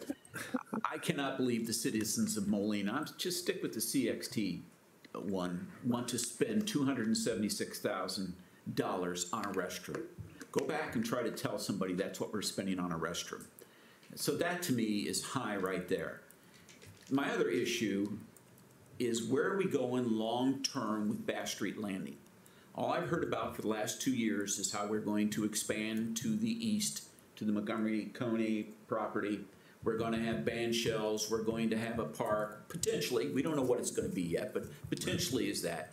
And then, we're sitting here now. I know that that area will become a whole lot more important and a whole lot more people attractive than what we have at Bass Street Landing. Not that I think the Bass Street Landing is ever going to go away, but I think we're going to put more resources to the east than what we're going to have there. So my feeling is to keep the bathroom as cheap as possible, and so I'm certainly not for the $451,000 for a restroom, and I would have to be persuaded hard to spend $337,000 for a bathroom. I can build a house somewhere, probably in Bettendorf. I can build a house somewhere for that kind of money for a restroom. I just can't. Thank you. Thank you. Thank you, Mr. Waldron. Mr. Wendt. Yeah, just for clarification, that we have had a dedication from the SSA in which it's their money for additional taxing that they tax themselves, that they have chipped in $138,000, and we'll see what they'll do if we get the larger one. I'm hoping that maybe they'll still stay at 50%, and you'll come back to us and let us know. But the other part is coming from the TIF. Correct. That is their TIF number 5, correct, which isn't general. It has to be spent at that location or it's lost.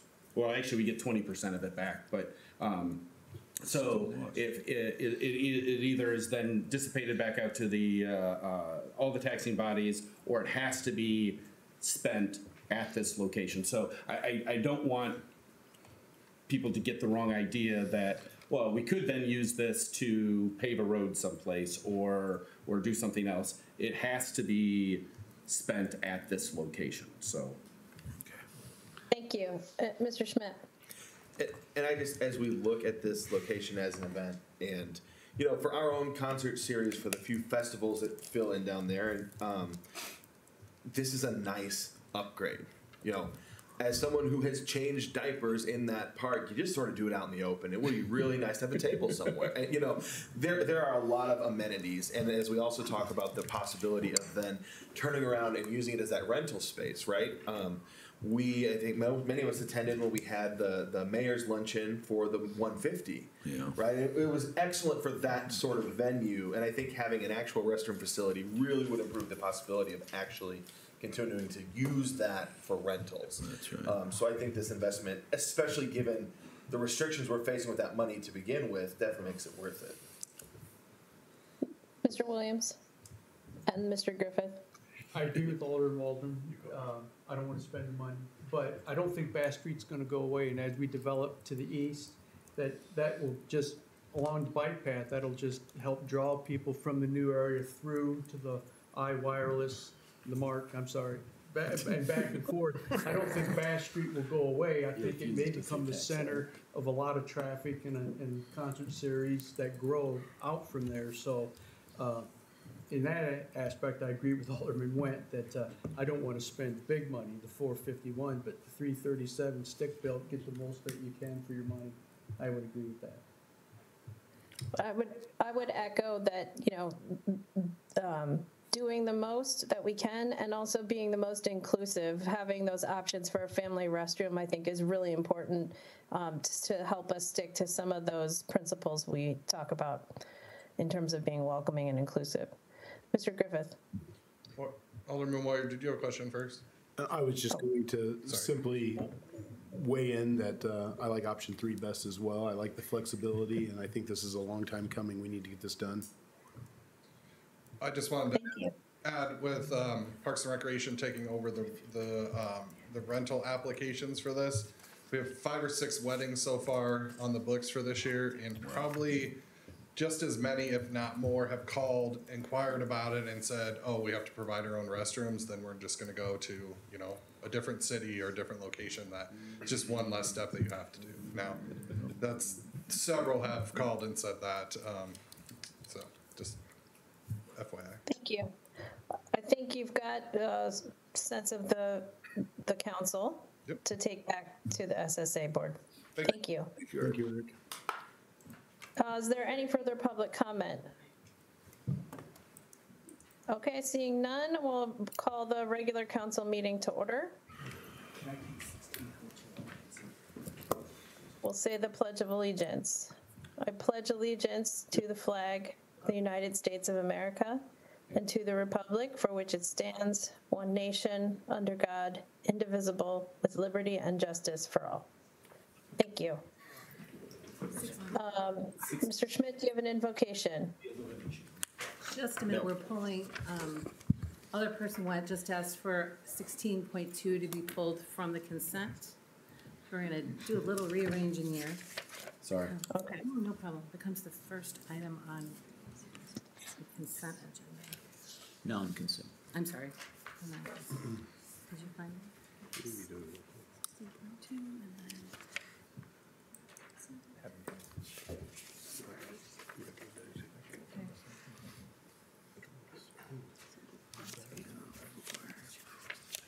I'm not doing real good tonight with money, am I? Oh, yeah, you're doing great. Carol just said we found a bunch of them. So it's the first item on the way here. And then you're ready to go. Sorry about that. Oh, that's okay. Thank you. Roll call, please. Alderperson Williams? Present. Macias? Present. Went? Present. Timian? Present? Moyer? Present. O'Brien? Waldron? Present. Schmidt? Present. Mayor Ram? Thank you. Yep, go ahead with the consent agenda.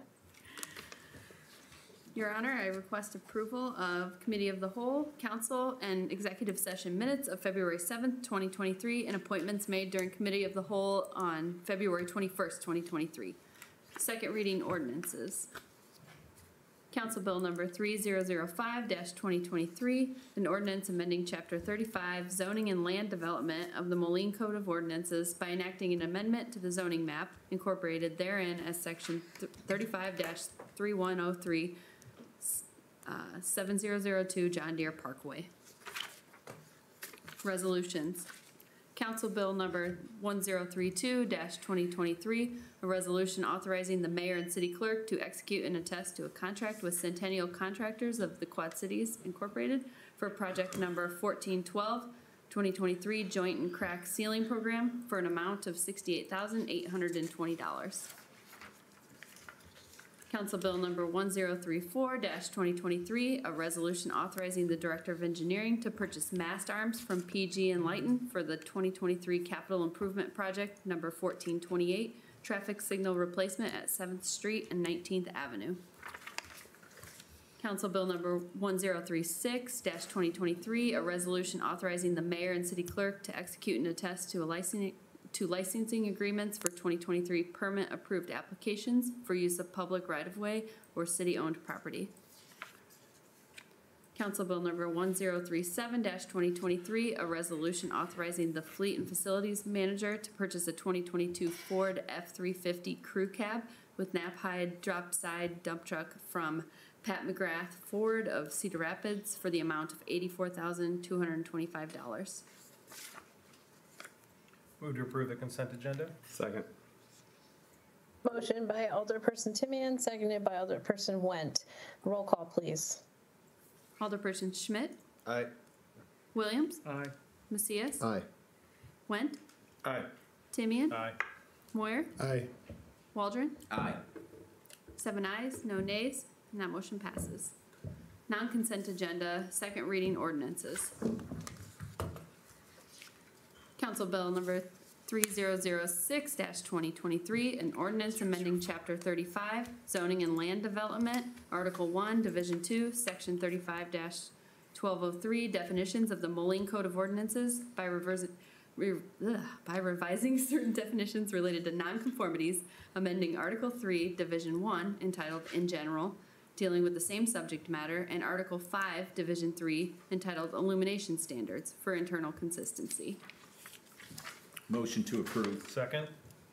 Motion by Alderperson Waldron, seconded by Alderperson Timian. Discussion. Mr. Went?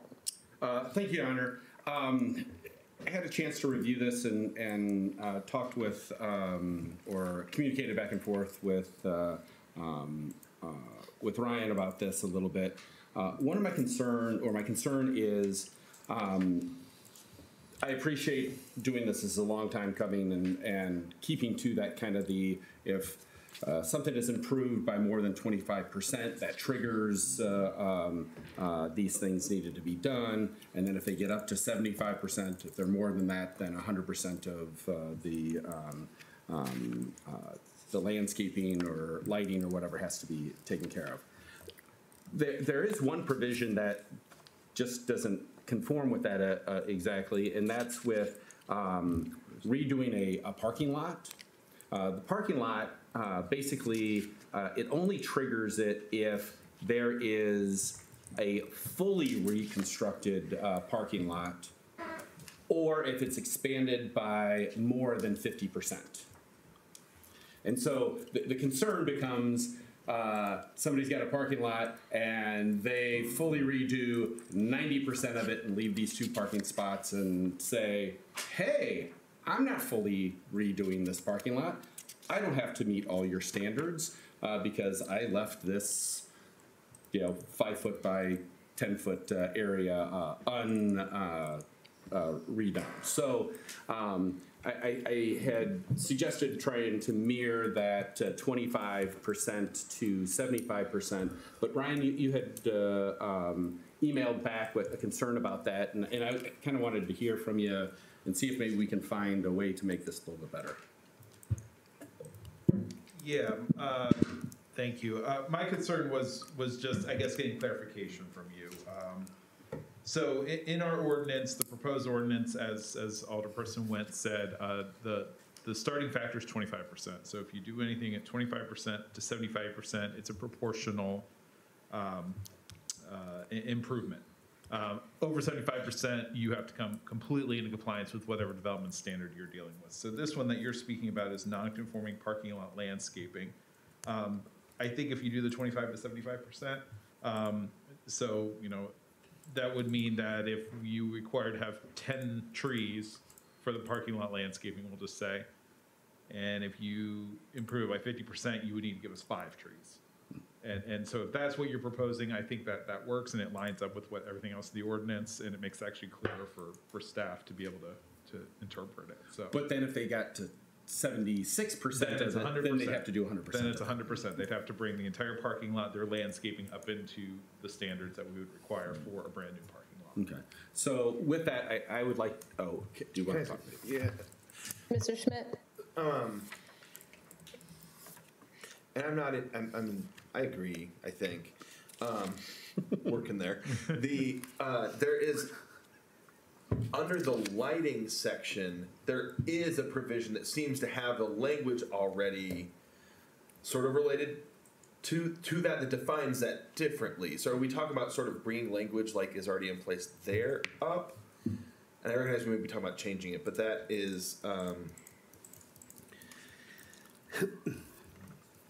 under. Is that for Mr. Silverman? Yeah. It's under alterations to existing lighting. Or there's a 2 that.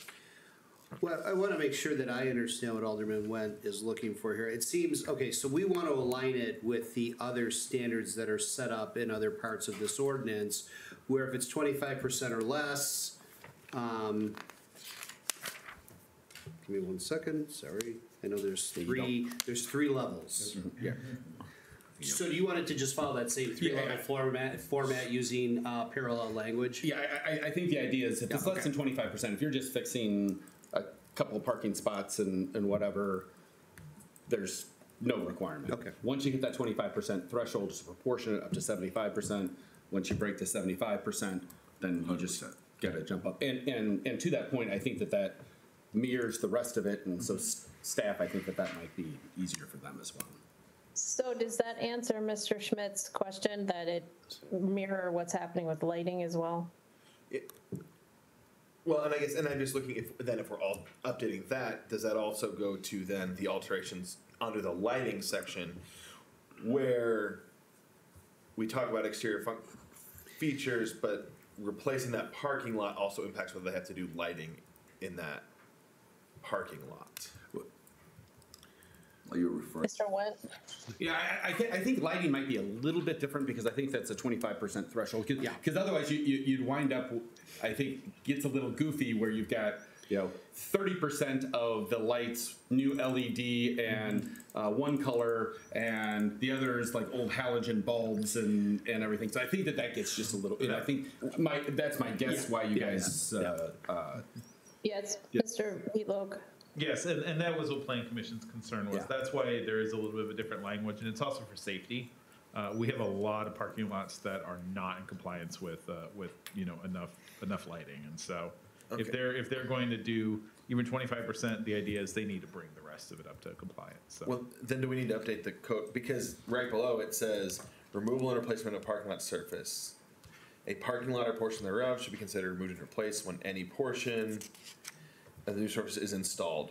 When less than 50% of the gross area of parking lot surface is removed and replaced, only the parking area replaced must be provided with lighting in compliance with this division. Except then if the lighting becomes in compliance over 25%,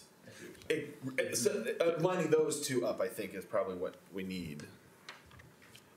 Mr. Silverman, do you have language that would address that?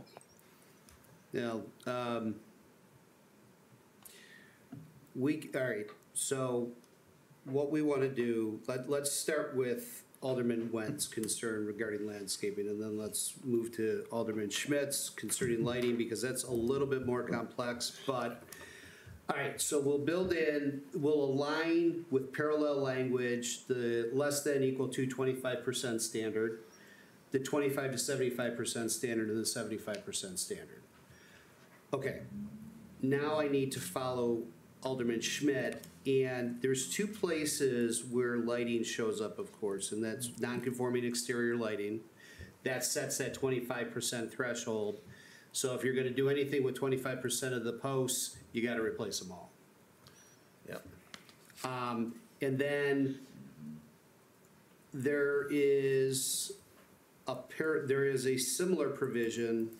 I'm trying to figure out why this was done this way. Give me 1 second. Okay, partial replacement.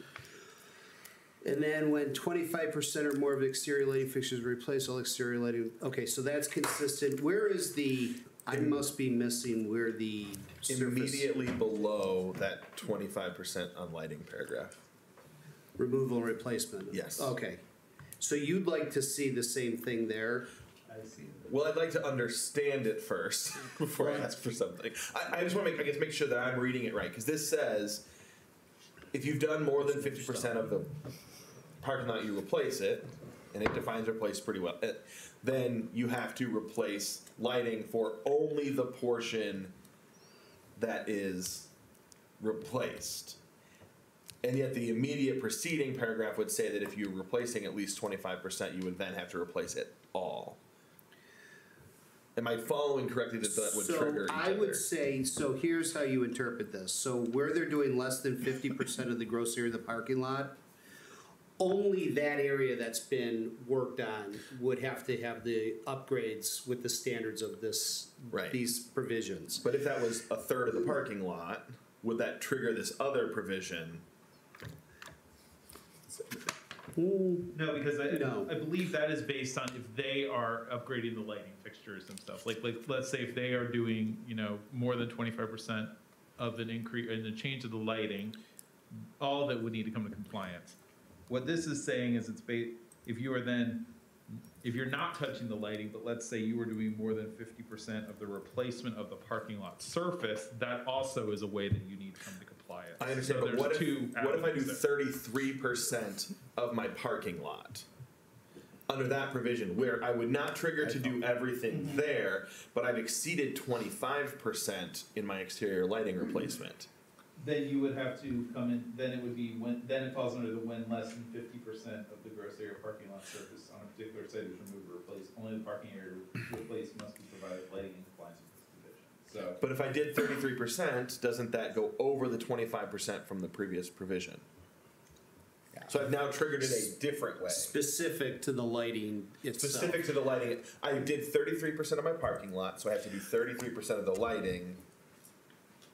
And that triggers. Which triggers. I get what you're saying, and that would then trigger 100%. I get what you're saying. Yeah. I thought they played off of each other. But. And I guess the only, if there was more lighting than there is parking lot, could be the only time when that would fall out of alignment.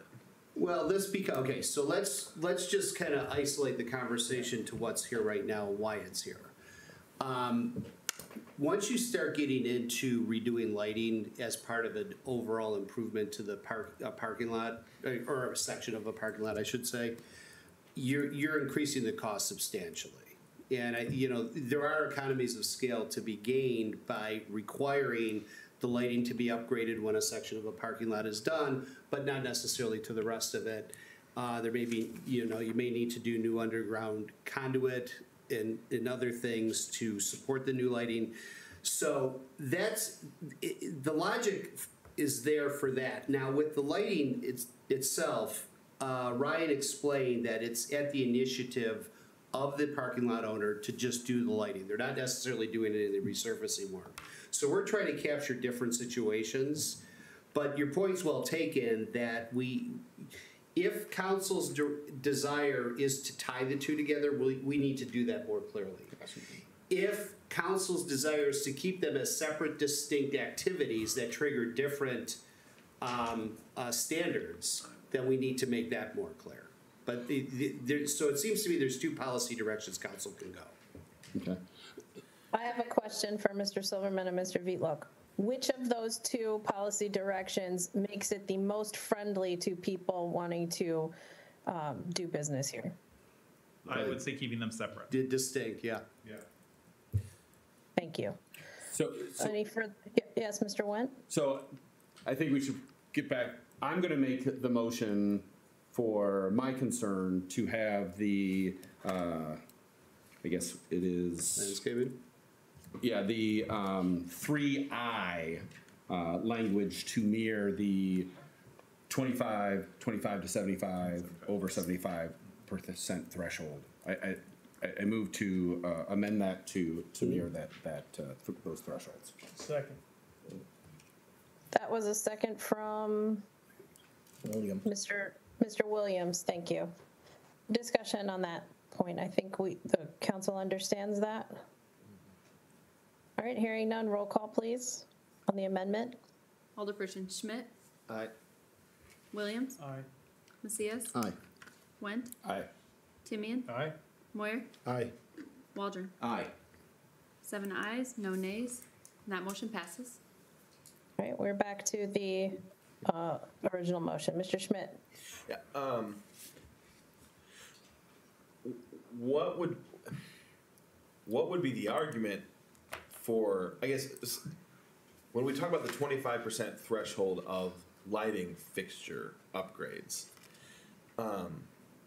is that assuming that that person is not necessarily having to rip up? Like, I'm having trouble understanding why these are two separate things. I guess I'm asking, why are they two separate things? And if it is a greater imposition, is 25% the right threshold, or is that the one that is too low? I'm just trying to get a little deeper understanding of that issue. Again, the best explanation we can provide is that we were trying to capture distinct situations where the parking lot owner only wanted to deal with the lighting, like improving the lighting to LEDs or something like that as part of an energy efficiency project on their property, versus a resurfacing project, which then could get into removing and reorienting light fixtures in a different pattern to improve the overall performance of the parking lot. That's the best distinction we can make. Is that getting into it because of us, or because that's the choices they're making? These are market-driven choices, so it's them. Yeah.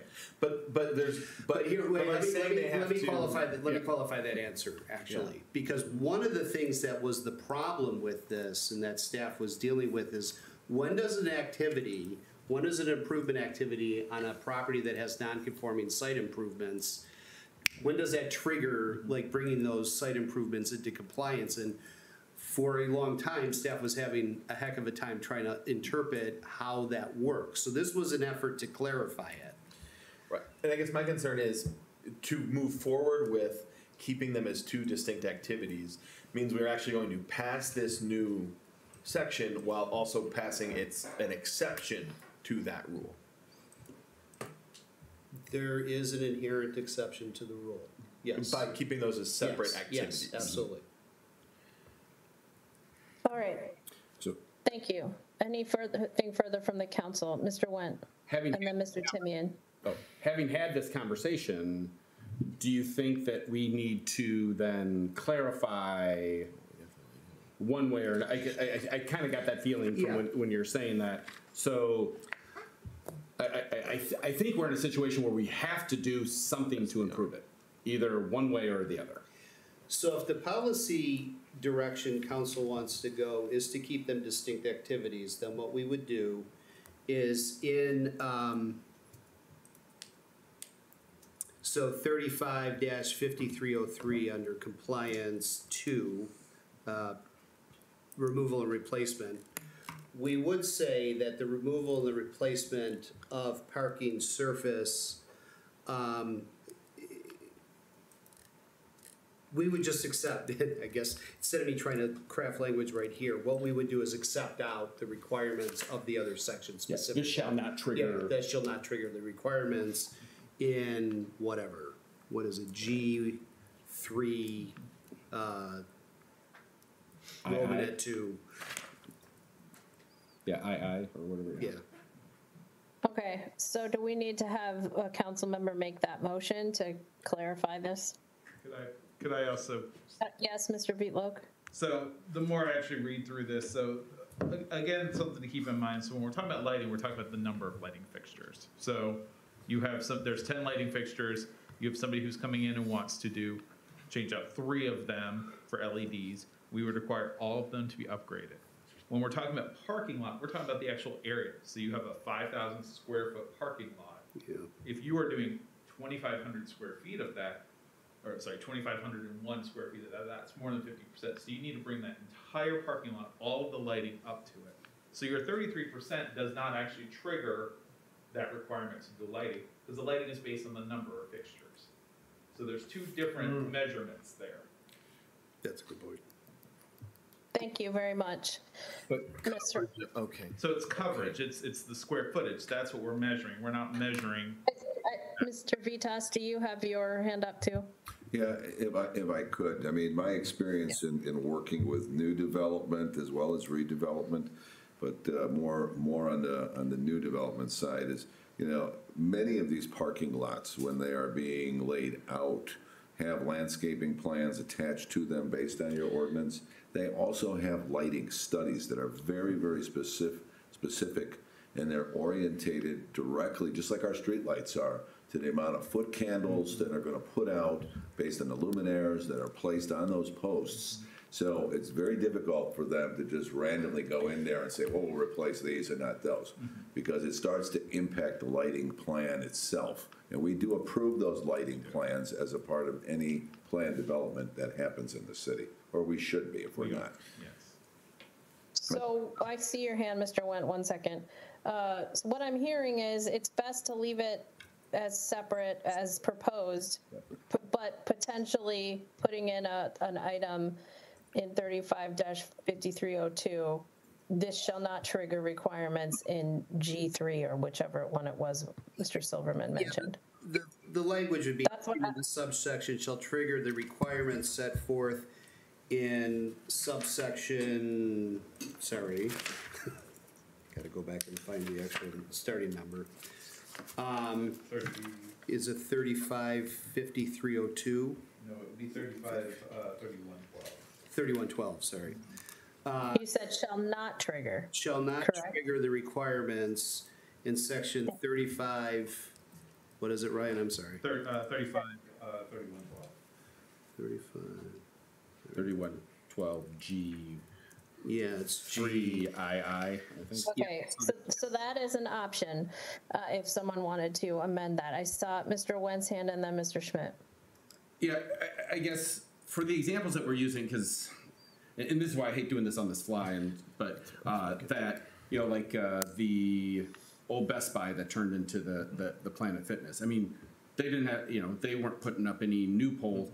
It probably doesn't meet our lighting. It does not. If we were today. So then the question, like, how would that then affect this? Because they're not doing, I mean, they didn't. So there's the 2 ways parking it lot. would trigger it. So the first one would be if they were replacing more than 25% of the luminaries, then they would have to bring everything into compliance. Right, So but the they didn't second touch anything. The second way would be if they are repaving or restructuring more than 50% of that parking lot area, then that would also have to come into compliance. So, but is that not also triggered if they do more than 25%, or if they do 75% of the rehab of the building?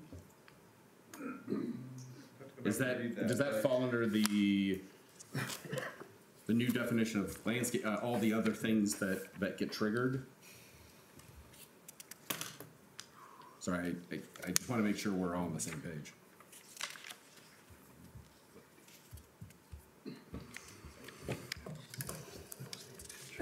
Yeah, because I mean, I guess. Well, gentlemen,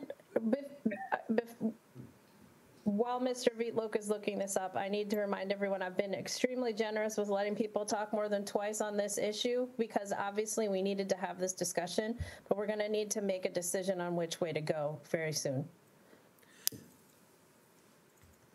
Yes, Mr. Schmidt. My inclination is that I would like our staff to have an opportunity to review this and check for residual effects, Yeah. because I'm not really comfortable voting to final on this tonight. Is that a motion? And it is not a yes point of motion. Let me suggest something, and Brian and I can work on this. I think what would be really helpful, because this is a very complex section, there's no doubt about it. And I think council's bringing up a lot of good issues that need to be fleshed out. I think this section would really benefit from a table. Yes. Showing the different types of scenarios that we're concerned with. And then we can present that back to you as written and as discussed here. And then we will have a stronger basis to move forward more confidently with what this does. Because this is a very complex section. Is the 7th enough time? Is that a couple weeks or? Yeah, we can bring it back. Okay, I'll make the motion to table to the 7th. Second. All right, motion by Alderperson Went to table, seconded by Alderperson Moyer. Roll call, please. Alderperson Schmidt, Aye. Williams, Aye. Macias, Aye. Went, Aye. Timian, Aye. Moyer, Aye. Waldron. Aye. 7 ayes, no nays, and that motion All right. is Okay. tabled.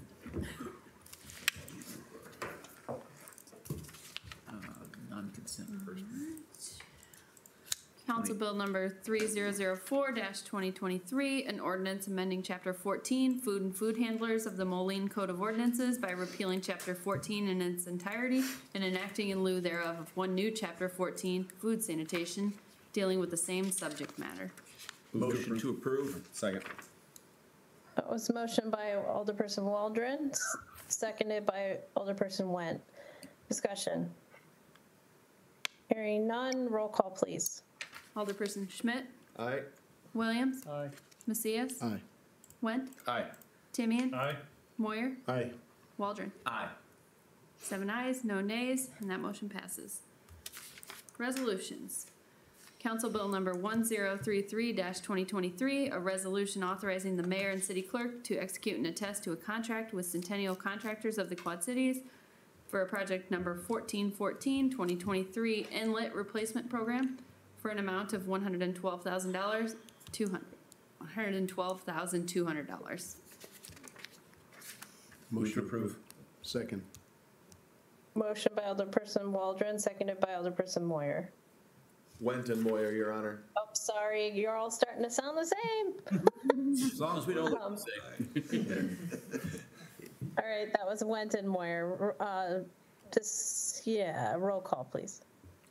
Alderperson Williams? Wait. What did I just do? We just had the motion on the floor. Is there any discussion? Hearing none, roll call, please. Alderperson Williams? Aye. Macias? Aye. Went, Aye. Timian, Aye. Moyer, Aye. Waldron, Aye. Schmidt. Aye. Point of order. Yes, Mr. Schmidt? We voted out of order. Does that matter? I just realized I'm not, if it doesn't matter, we can move on. How did I do that on one of those? Why don't we do that again, if that's okay? Yep, Starting with Alderperson Schmidt. sorry about that. Alderperson Schmidt, Aye. Williams, Aye. Macias, Aye. Went, Aye. Timian, Aye. Timian, Aye. okay, Moyer, Aye. Waldron. Aye. Okay, Very 7 ayes, no Very nays. persnickety group here.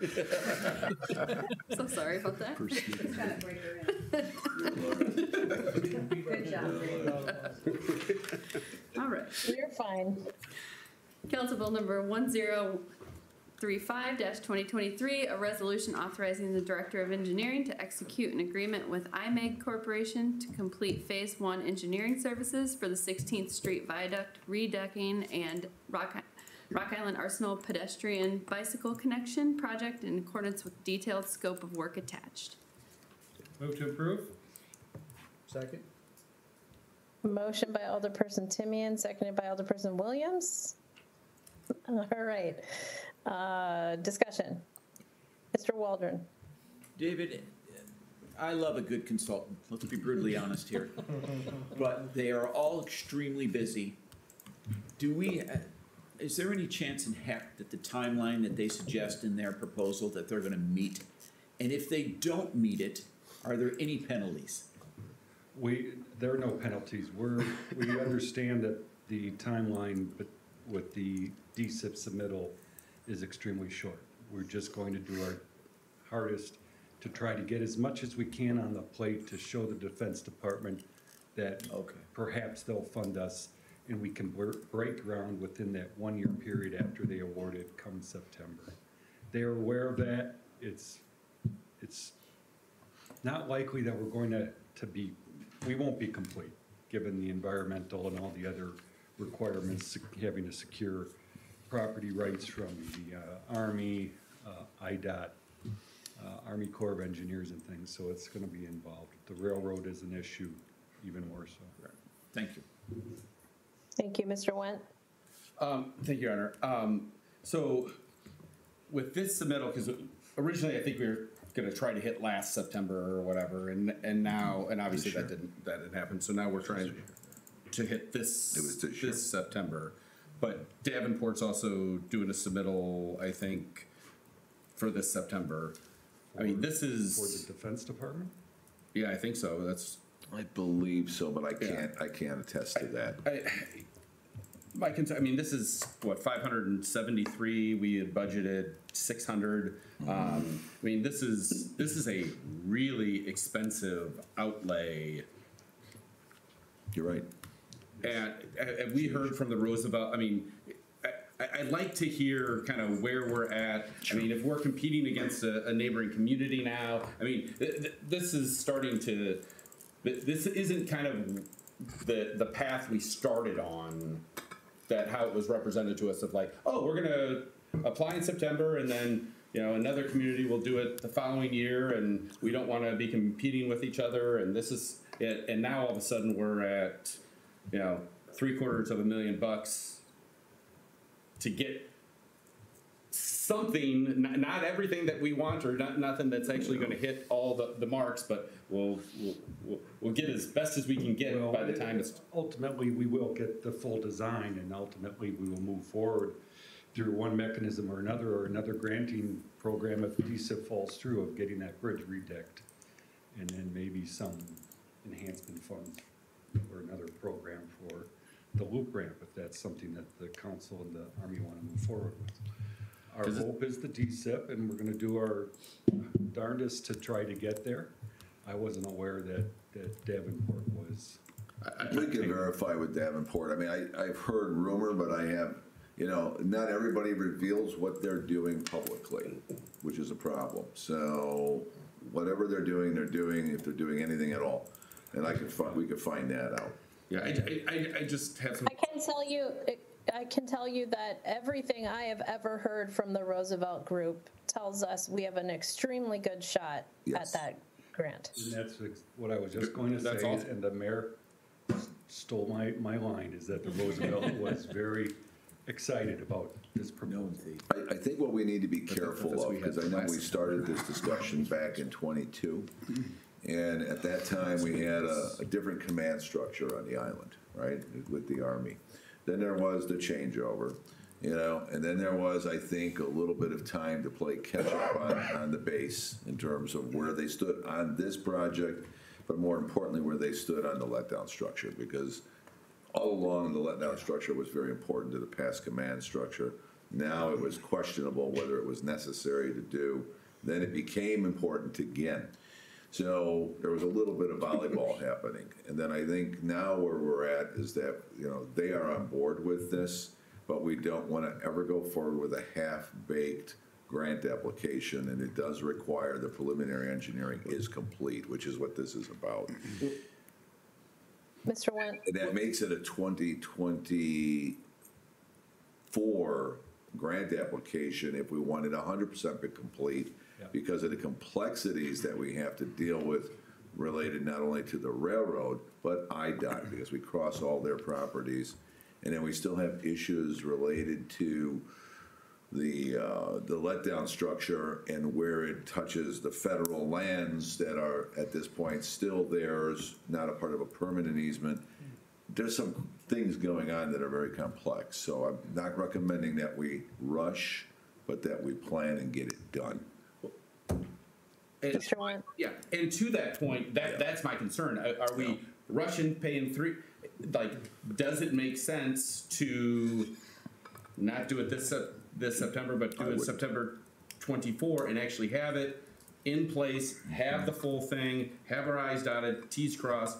But if we're going to do that, so we don't wind up playing volleyball, get a memorandum of understanding with the command structure that is binding into. I mean, you see the problem is that, you know, when you have that changeover every 2 years. 2 years, that you get the next person in that says, that's the stupidest thing I've ever heard. And, you know, I want to do this. This is a lot of our residents' money for a deck. We've talked about the deck itself was $6 million at the time. 5 years ago. At the time. You know, it's, and so I'm all for, I mean, we've talked about moving forward with this if we get them to pay the majority of this, but I just don't want to throw good money after bad or try to rush to hit something and swing and miss and then deflate one of our neighbors who might be applying at the same time or something. Yeah,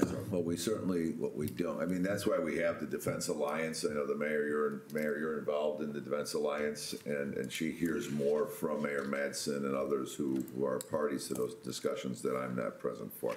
So she could speak to that. But, you know, I have not heard anything from Davenport about them applying for DSIP funds. I will certainly follow up, but I have not heard anything about that. That'd be great. Okay. All right, if there's nothing further, roll call, please. Alderperson Schmidt, Aye. Williams, Aye. Macias, Aye. Went, Aye. Aye. Timian, Moyer, Aye. Waldron. Aye. 7 ayes, no nays, and that motion passes. Council Bill number 1038-2023, a resolution authorizing the mayor and city clerk to execute and attest to a third amendment to the development agreement between the city of Moline and Illinois Domus LLC related to the development of properties located at 1300, 1308, 1312, 1318, and 1326 6th Avenue, Moline, Illinois. Move to approve. Second. Motion by Alderperson Went, seconded by Alderperson Moyer. Discussion? Mr. Waldron? Ryan, are these guys fully in compliance with the development agreement with the city of Moline? We've had a long history here of making development agreements and then they just go dormant somewhere and no one follows up on them. Before we approve this for them, since this is going to help them financially, are they in full compliance with our development agreement? They are in full compliance. The reason why they are requesting this was because of the pandemic and because the slower project was not completed, but it was fully completed April of last year, so they are in full compliance with this part of their project. And our whole development agreement with them is done, so to speak, or they're in compliance? Yeah, there's no additional improvements that need to be made for the project. Thank you very much. Thank you. All right, if there's nothing further, roll call, please. Alderperson Schmidt, Aye. Williams, Aye. Macias, Aye. Went, Aye. Timian, Aye. Moyer, Aye. Waldron. Aye. 7 ayes, no nays, and that motion passes. Okay, that brings us to miscellaneous business. Because I've been quarantining, I was unable to make it to something today that I think is plenty of coverage out there, was the Mayor's Young Adult Employment Fair. This year hosted in Bettendorf. Last year we hosted it at Vibrant. I think it's a great thing for a resource for our area, young people aged 16 to 24. So if you see any information about that, I'm sure things went well.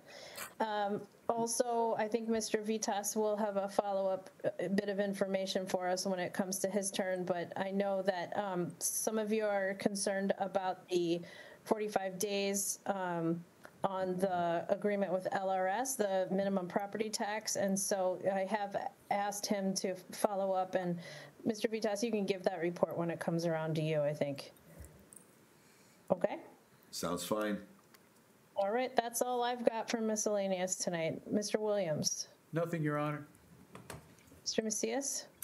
Thank you, Your Honor. Just a reminder that this Saturday is the Black Business and Expo and Health Fair. at South Park Mall from 1 to 5 p.m. So there will be food, music, entertainment, and a lot of vendors. So if you get a chance, please check it out. Thank you. Mr. Nguyen? Thank you, Your Honor. A couple of quick things. One, I'm looking forward to the Lakeshore agreement and better understanding where we are with that. The other is, do we have an update on when the inspection or the licensing ordinance for single-family homes and those sorts of things? I know back in November we said that it was going to happen in February, and I think last month we thought that it was still going to happen in February, but obviously it didn't make the. Is that on the 7th it'll be presented, or? We are targeting March 7th to bring something back to council, because it's been a pretty exhaustive process to get our hands wrapped around, but I think we're almost there.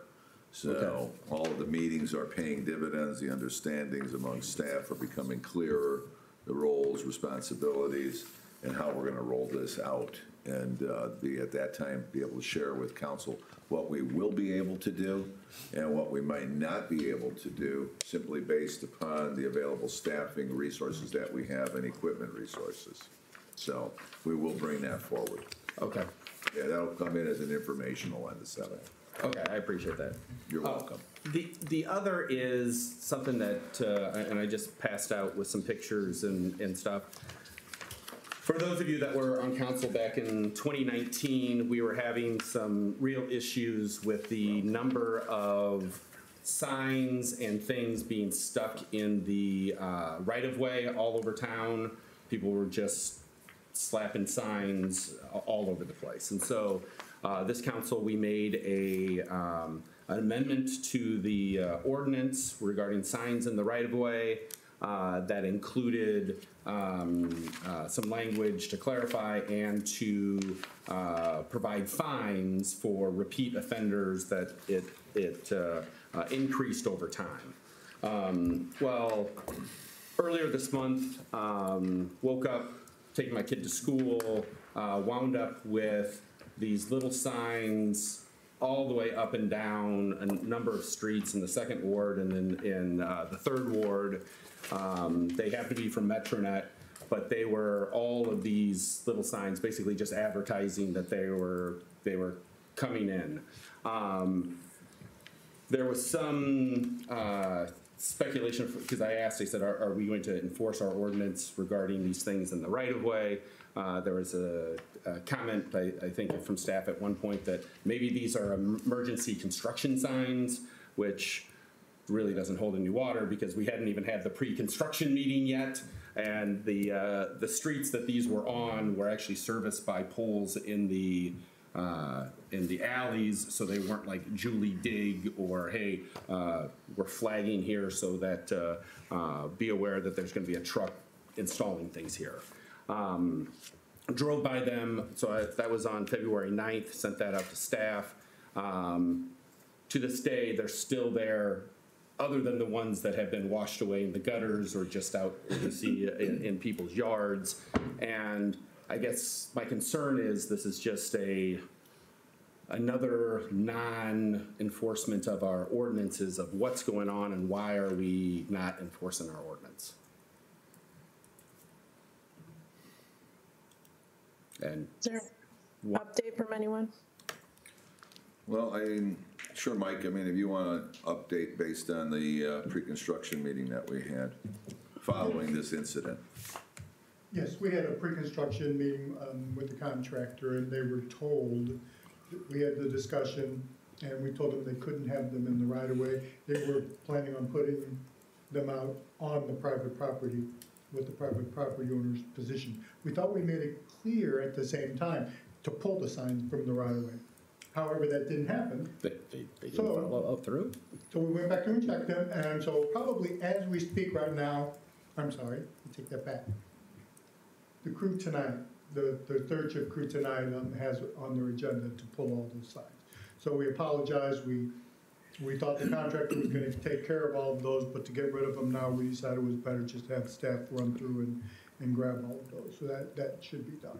So as per our ordinance, I mean, there's a provision in there for each additional, there's $50, it goes up, plus there's the chargeback for staff time, for having to go out. That's all in our ordinance for people who violate this. Is that something that we're going to actually follow through with?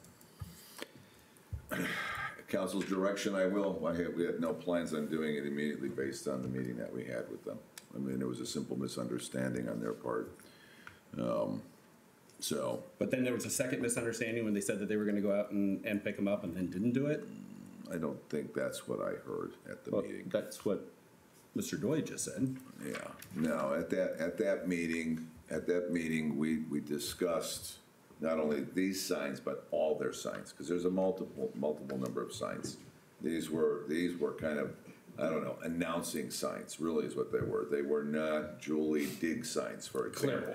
Clearly, they were not that. And anybody who suggested that was foolish and wrong. These were clearly to announce that they were coming into the neighborhood, and that's what they were doing. They should have been placed on private property behind the sidewalk, and where there is no private property sidewalk in some neighborhoods, still on private property, and those would be allowed, because our ordinance doesn't prohibit that. Well, with the person's permission. You can't go into with their people's- permission. Okay. Exactly. So as they're talking about door hangers, and you knock on the door, you can do that. They have the ability to talk to residents at either end of a street and put in a larger sign that, like an election campaign sign. They could do that. Without question. These signs clearly were placed in error. There was no question. It was just a simple Well, and along error. 16th Street, they did go into people's private yard and Probably after the meeting that we had. No, that was. Mr. Schmidt has his hand raised. Yeah. Yeah. They're removed, that's fine. But I have very serious concerns too that okay, they're gonna place them onto the private property, but are they gonna ask, are they gonna get a waiver? I mean, I guess I would rather go back and say, hey, we don't want those, without a waiver or something else, because, contractor working at my house puts up a sign, I tell them I charge $100 a day for that property. And say, hand it over, go pick up your sign. And I don't want us to be then stepping into something that says, while they're working on the right of way, they're just gonna prop them up, because I do fear that is what could happen. And I don't know that I wanna encourage them to continue with that. I'd rather them just stop with those types of signage, unless they're actively seeking waiver permission. When is the next meeting with them?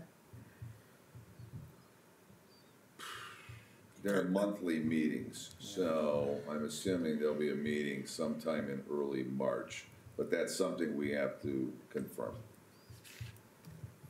Well, it sounds like something that can't wait that long to be clarified or rectified. Mr. Wendt. Yeah. And then Barry, I see your hand. Well, yeah, I mean, we can touch base with them, before the next scheduled meeting too. We don't have to wait till the next meeting to reach out to our contact there. One of the points they made was the other option, the other alternative to this that they've tried is door hangers, but they feel that they need to connect to the property owners somehow, and they found that these were a more effective communication tool than the door hangers. Julies don't catch irrigation systems or anything else that a property owner might have underground. So that's their goal. Their other position is that these are, for what it's worth to the council, this is their comments that these are construction signs more so than advertising signs. There's a website on the sign that takes you to their construction website. It doesn't take you to their sales website that tells you what neighborhood they're going to be going into next. So these were some of their comments. These types of signs versus the door hangers, in their experience, these were more effective, and the door hangers kind of tended to blow all around also. So I don't. Thank you. Mr. Wendt. Yeah, I understand that's what they were saying, right. But obviously that's a far. They hadn't done the pre-construction. They are not constructing in any of these right of ways. There's These clearly aren't truly underground because they're not going underground, they're going aerial. And so I appreciate you communicating what they said, but I don't think anybody here believes that in any way, shape, or form. But if you're looking for direction from council on this, I guess I'll make the motion that we actually enforce our ordinance regarding signs in the right-of-way. I will just point out, you don't need to make that kind of motion. I don't disagree with you. I think you'd have to make a motion. Yeah, I think we're running around in circles, and this is an issue that the staff has got to rectify, and we need to give them a chance to do that. Mr. Waldron. I was going to mention that exactly. I had a bugaboo for signs. It was really something that got under my craw. I don't want to buy mattresses. I don't want 1-800 junk. I don't want wayfinding signs from realtors. They put them all over and they shouldn't be. But what we've had a problem with this is in community and economic development. It's there, in the past, it's been their purview to do the fines, contact the people. But they don't have the staff, the equipment to go out and collect the signs. So then it falls over to Public Works, who becomes the lackey of the other department to try to get them, and it isn't a priority to them. And now these companies have put them up on top of poles, you can't reach them, they're all over. So I don't agree with what MetroNet's done. They're just the tip of the iceberg. We've been looking at 1-800 junks and mattresses and Tupperware and all this stuff for years, and we haven't enforced that ordinance. That's not true. Mr. Wen. I have often sent in notices. You can look through it. Like I'll send them in if I see them out and about, and staff goes out. Somebody does within usually 24, 48 hours, and they're gone. And so it is something. Now it's complaint based. I mean, we're not getting to the root of the problem. Is the folks putting them out. But if you are finding them, and that was the whole reason we did this in 2019, and so nobody thinks this is some kind of conspiracy. This was before anybody had even said the word MetroNet. We had said that that is not something that we are going to accept in this community, and we're going to have a progressive fine, and that's why the ordinance was put into place. And to our esteemed attorney's comment, we would have to vote to not enforce our ordinance. It should be enforced, the fine should be levied, and like I said, this was sent on February 9th. It is now the 21st, and so I don't disagree. Maybe it takes 24, 48, but to go this long, clearly there's something wrong. All right, we're going to have to leave that as staff is going to have to fix that. Do you have anything else for miscellaneous? That's it. Thank you, Your Honor. Can I just have, Mr. Timian. I'm sorry, can I just have a question? There was a motion on the floor with no second. Well, I withdrew it because to Okay, I just didn't hear that. to Mr. Silverman's point, it's moot. Thank you, Mr. Timian. Nothing, Your Honor. Mr. Moyer. Nothing, Your Honor. Mr. Schmidt. I'm sorry, I had one final comment regarding the signs. Actually, hearing the explanation through Barry of these as they are, the construction underway signs and that different function, well, I still do not like how they're appearing, and I don't like where it's pushing. I have a hard time imagining that we could beat them if we decide, if they wanted to start litigating that with us. I'd be very concerned that they would win. Oh, not at all. Based on what they're putting down, and I am not. I think that very much changes the light of how I look at them. I still don't like them. I want them to find a better way. I think they're not legible, but Thank you. Do you have anything else for miscellaneous? No. I would ask Mr. Silverman to add comment on that. I don't think we need to, Mr. Wendt. This is, we need to continue on with our business. If there's nothing new, If something is said on the floor that it is not enforceable to the public and to the press, I think it would be important that our attorney clarify that. I think your ordinance is perfectly enforceable. I also believe that you have discretion in how you choose to enforce your ordinances. Thank you very much. Mr. Waldron.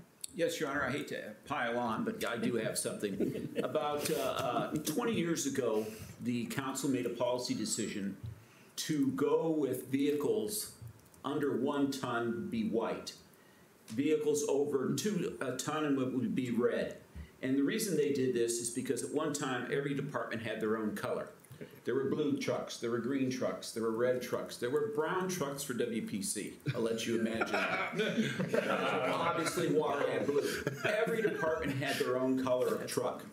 And so the council at that time made a policy decisions, white, red, and you move on. Today, I went by a blue City of Moline truck from the park department. No. And I didn't know that we had changed that policy. I think it was vehicle 501. Yeah. Well, you know Waldron, he has sharp eyes for this stuff. Have we made a policy decision, a change in how we're doing vehicles that have been going for 20 years? Everyone a name. I can't answer that question. Which staff person can answer that, please? Right, but I certainly understand the history you just described, because you're right. Funny. WPC trucks were always brown. I agree with that. Parks were always green, right? Squads were black and white. Those days are long gone. And unfortunately, even though we have that policy, we still prefer white trucks and red trucks. We can't get trucks. So we cannot get trucks, and we're not gonna buy trucks and repaint them white or red if they come in their blue. Because our problem right now is these vehicles are just not available. It was a canceled order, and we were able to get it off Sexton's lot. It fit the need of what we were looking for. I mean, that one F-250 that we've been trying to get for over a year. I just remember the And I'm getting a report for council, just so you know, on how many vehicles this council has approved, how many vehicles that we have ordered, and how many vehicles are on back order, and when we can expect to actually receive them. Because keep in mind, every time that we budget for those vehicles, and we fund those vehicles through appropriation, and then we order them and they don't come in, and that money doesn't get spent, you ended up with unexpended fund balance that you've been collecting year after year after year, just like personnel that are authorized but never get hired. So our challenge is trying to get this equipment. I agree with you. I agree with your challenge. It would have been nice to know. That's always a good thing to let people know. But like fleet creep, like that, where you keep adding vehicles to fleet, if you send out a signal, yeah, we'll take brown, green, orange, we'll take it lime green, you should let us know so we're not caught off surprise. Oh, when you see it. I've already seen it. I have The not next seen one will it. be I orange. thank you for pointing it out to me, though. I think Alderman Waldron wants to know what the cost to paint it white would be. No. It can't be done. I understand the reasoning. I've got a second. But there's a slow trickle when this stuff starts. We can do a ramp. No. Thank you. Thank you for pointing that out, Mr. Waldron. Is there, Mr. Vitas, you're up. I'm ready. Yes, I'm up. Okay. Council, we gotta limit the side talking. Thank you. All right, so what do I want to do first? Okay, first things first, just a notation to council that Ryan and myself and Alex Elias, as well as Adam Stroud, have started holding meetings with respect to the Eastgate TIF, as I have affectionately renamed it. Eastgate TIF, rather than TIF 14 or some other nomenclature. So we had our first meeting today with the Moline Township Assessor as well as the Airport Authority. Double thumbs up. Everybody's supporting that so far. We have several more meetings that we have scheduled, and we will go through that methodically and bring to you those results. But we hope to get that done rapidly because we're still targeting, I believe it's April, if I'm not mistaken. Ryan? Still April, to try and get this done. The folks at Par Instruments, Jim Nelson specifically, is excited that we're moving forward, wants to know what he can do, and we repeatedly have told him what he can do as opposed to what he should. If we didn't say you can do it, don't do it, right? Because obviously he wants to get his project going. I mean, he's got a growing business, frankly. He's doing very well. So real excited about that progress, and it's going forward smoothly. Now back to LRS based on the mayor's comment and what was going on. Couple things. First, we did have a meeting last week, Thursday, with all the mayors and all the administrators who cared to attend the meeting at the library. I was there along with David Silverman, along with Walt Willis. That was when we had that storm event, so Walt was available online. And for the most part, there was a good group of people, but it wasn't everyone. Some people had gone to the meetings earlier with the airport authority, and for whatever reason didn't go. Other than the mayor of Moline, who's been to, that was his third meeting on the same subject. He was prepared to offer the presentation. So, quote unquote. Meeting, and of course, I think Bi-State was also Gina was also there representing Bi-State. So going forward, Bi-State's in the process of hiring their attorney to represent them to make the determination that the project is consistent with the solid waste management plan for Rock Island County. You know, we believe, or they believe at LRS that it is, or they wouldn't be going forward. So they have to go through the motions as well. That was this evening. I'm anticipating that they will probably come back in March, at the end of March, the next time RICMA actually meets, and at that point, then they will probably have to make some decision. They don't have to do it in March, it could be April, but the earliest would be at their next meeting in March. So that's moving forward. No changes at the airport authority, everything is in order there. As for the city and where we're at, I know I sent an email out to people last week, kind of giving a heads up as to what's going on with LRS from their perspective. You know, they are prepared at this point to release release is the right term, to release the siting application, which is the 525-page document that will go to not only the city, but will go to all of the other cities here in Rock Island County that are so affected. My question, David, is, I don't have the answer for it sitting here today, is Scott County, Iowa, and they give them a courtesy copy, they give them a courtesy copy. I don't think they're obligated to cross state lines. No, this is a wholly Illinois process, but because, as we discussed at the meeting last week, it is an economically interdependent region, so out of courtesy to them, information will be provided. They very well may show up at the public hearing to provide their input. Which I would come to expect. So anyhow, yeah, so that's where they're at. The target is still March 3rd. I have not heard as of today that would be delayed. Right. In terms of you know, our host agreement, you know, we and David, I know, are still waiting. We haven't seen the finite details from them on how they calculated their $210,000 contribution. We do understand that it's based upon surrounding property values. Similar to the facility that they're trying to build construction material-wise. It's a concrete box is what it is. That's what they're building, is a concrete box, which when it's done will have a $12 to $15 million construction cost value, but that will not be sustained. That's just that's the triggering point, and the day that the CO is issued, on that day, they have to make their first payment. It's required. Unique to our host agreement is that the minimum threshold that's being established does not run just with the TIF. So when the TIF expires, this continues in perpetuity. It doesn't stop. So unless, I guess, they're no longer the owner or they cease to exist, you know, business operations at that location and sell it for some other purpose. But that minimum threshold will remain intact going forward, which is a good thing. So, that being said, so the question then is how do we then approve that amendment? And it's kind of an amendment or an MOU, as I believe I saw it from George, some kind of a legal document that the attorneys are drafting that will be brought back forward to you between now and the 7th. It's my understanding from George that we can no longer have discussions with them post November, March 3rd, but right. We can resolve this issue on the 7th regarding the minimum tax. But that, okay, just so everyone's clear though, that's an important point. This is the most important point. The most important point here is that prior to March 3rd, we will have agreed with them on everything so that when it appears on the agenda on March 7th, it's ready, it's just voted on. Well, so my question is then, how do we, as a deliberative body, this was specifically supposed to be contingent upon us coming to an agreement. No. 210 is, no, I mean, 15 million would be 476,000. dollars. The idea was that we were going to have a minimum so that we could hit a good proportion, and not all of our nut on the TIF.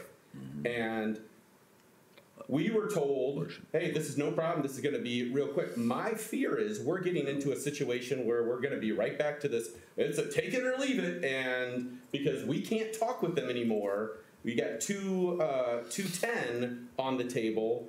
I wouldn't, and I shared this with you, was 476,000, and if they can prove that they spent less than 15 million on the thing, we'll reduce it proportionately down, but no less than 400,000. I will suggest I'm going to suggest one thing.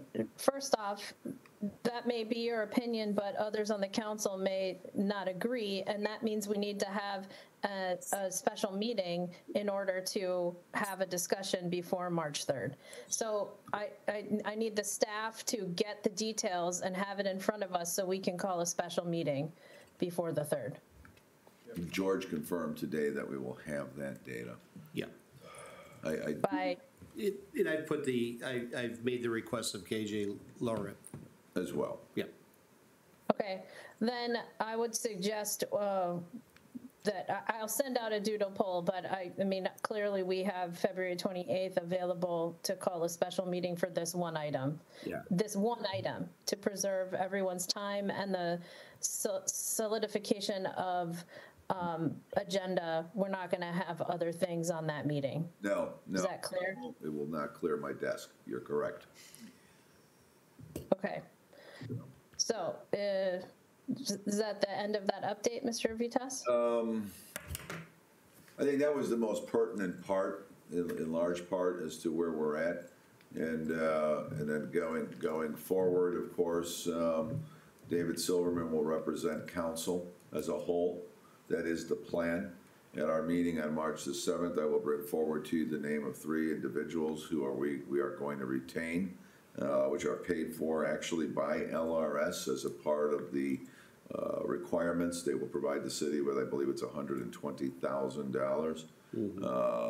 That will be used to pay for an attorney to represent the city's staff. That person has been set aside. A geotechnical expert, as I understand it, is one of the other positions. And the third position, help me, David. Hearing officer. Hearing officer, thank you. And then the payment for the hearing officer. So all of those will be brought forward on the 7th for approval by council. Thank you. Mr. Wendt? Yeah, just for clarification, because one of the things you said was that this goes into perpetuity as long as they have it. From my standpoint, the minimum tax is for the life of the TIF. So if you guys are going back to them and talking to them and everything. We're going beyond. Well, again, that may be you, but to get it so that we're at a number that then really helps to alleviate what's going on with our paying from the general fund all this money into this TIF. Time value of money now is worth more than less way out in the future. So I think that that's something that needs to be taken into account, because we'll be happy to bring back their details and our analysis of their details, and then council can deliberate. Yeah, because 210. Thank you, Mr. Vitas. Thank you. All right. Anything further from staff? Anybody willing to jump up in there? Not tonight? No. Okay. All right. Is there any further public comment? Did you have something? Do you want something, James? Oh, I'm sorry. So, Mr. Schmidt. You had just said, Bob, when we were coming back with the, I want to see how they make their numbers, and especially talking about nearby comparable buildings. I want to ensure we also are looking at making sure it's the comparable tax rate as a city of Moline presence, not a nearby building that is outside the city limits, which may be operating at a different tax rate and taxing bodies. Correct. Thank you. Unincorporated versus incorporated. Well, it even worse that. Yeah. Okay. Okay. Or even Moline. Need a motion. Thank you very much. Any further public comment? No one. Hearing none. Correct? Correct. I don't believe we have executive session, correct? No, we do not. Motion to adjourn. Okay. Second. Yes, can we get a motion to adjourn? Thank you. By Mr. Moyer and Mr. Wendt. Roll call, please. Alderperson Schmidt, Aye. Williams, Aye.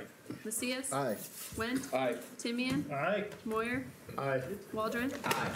All right. We're out. Thank you. We are adjourned. Thank you, Mr. Waldron.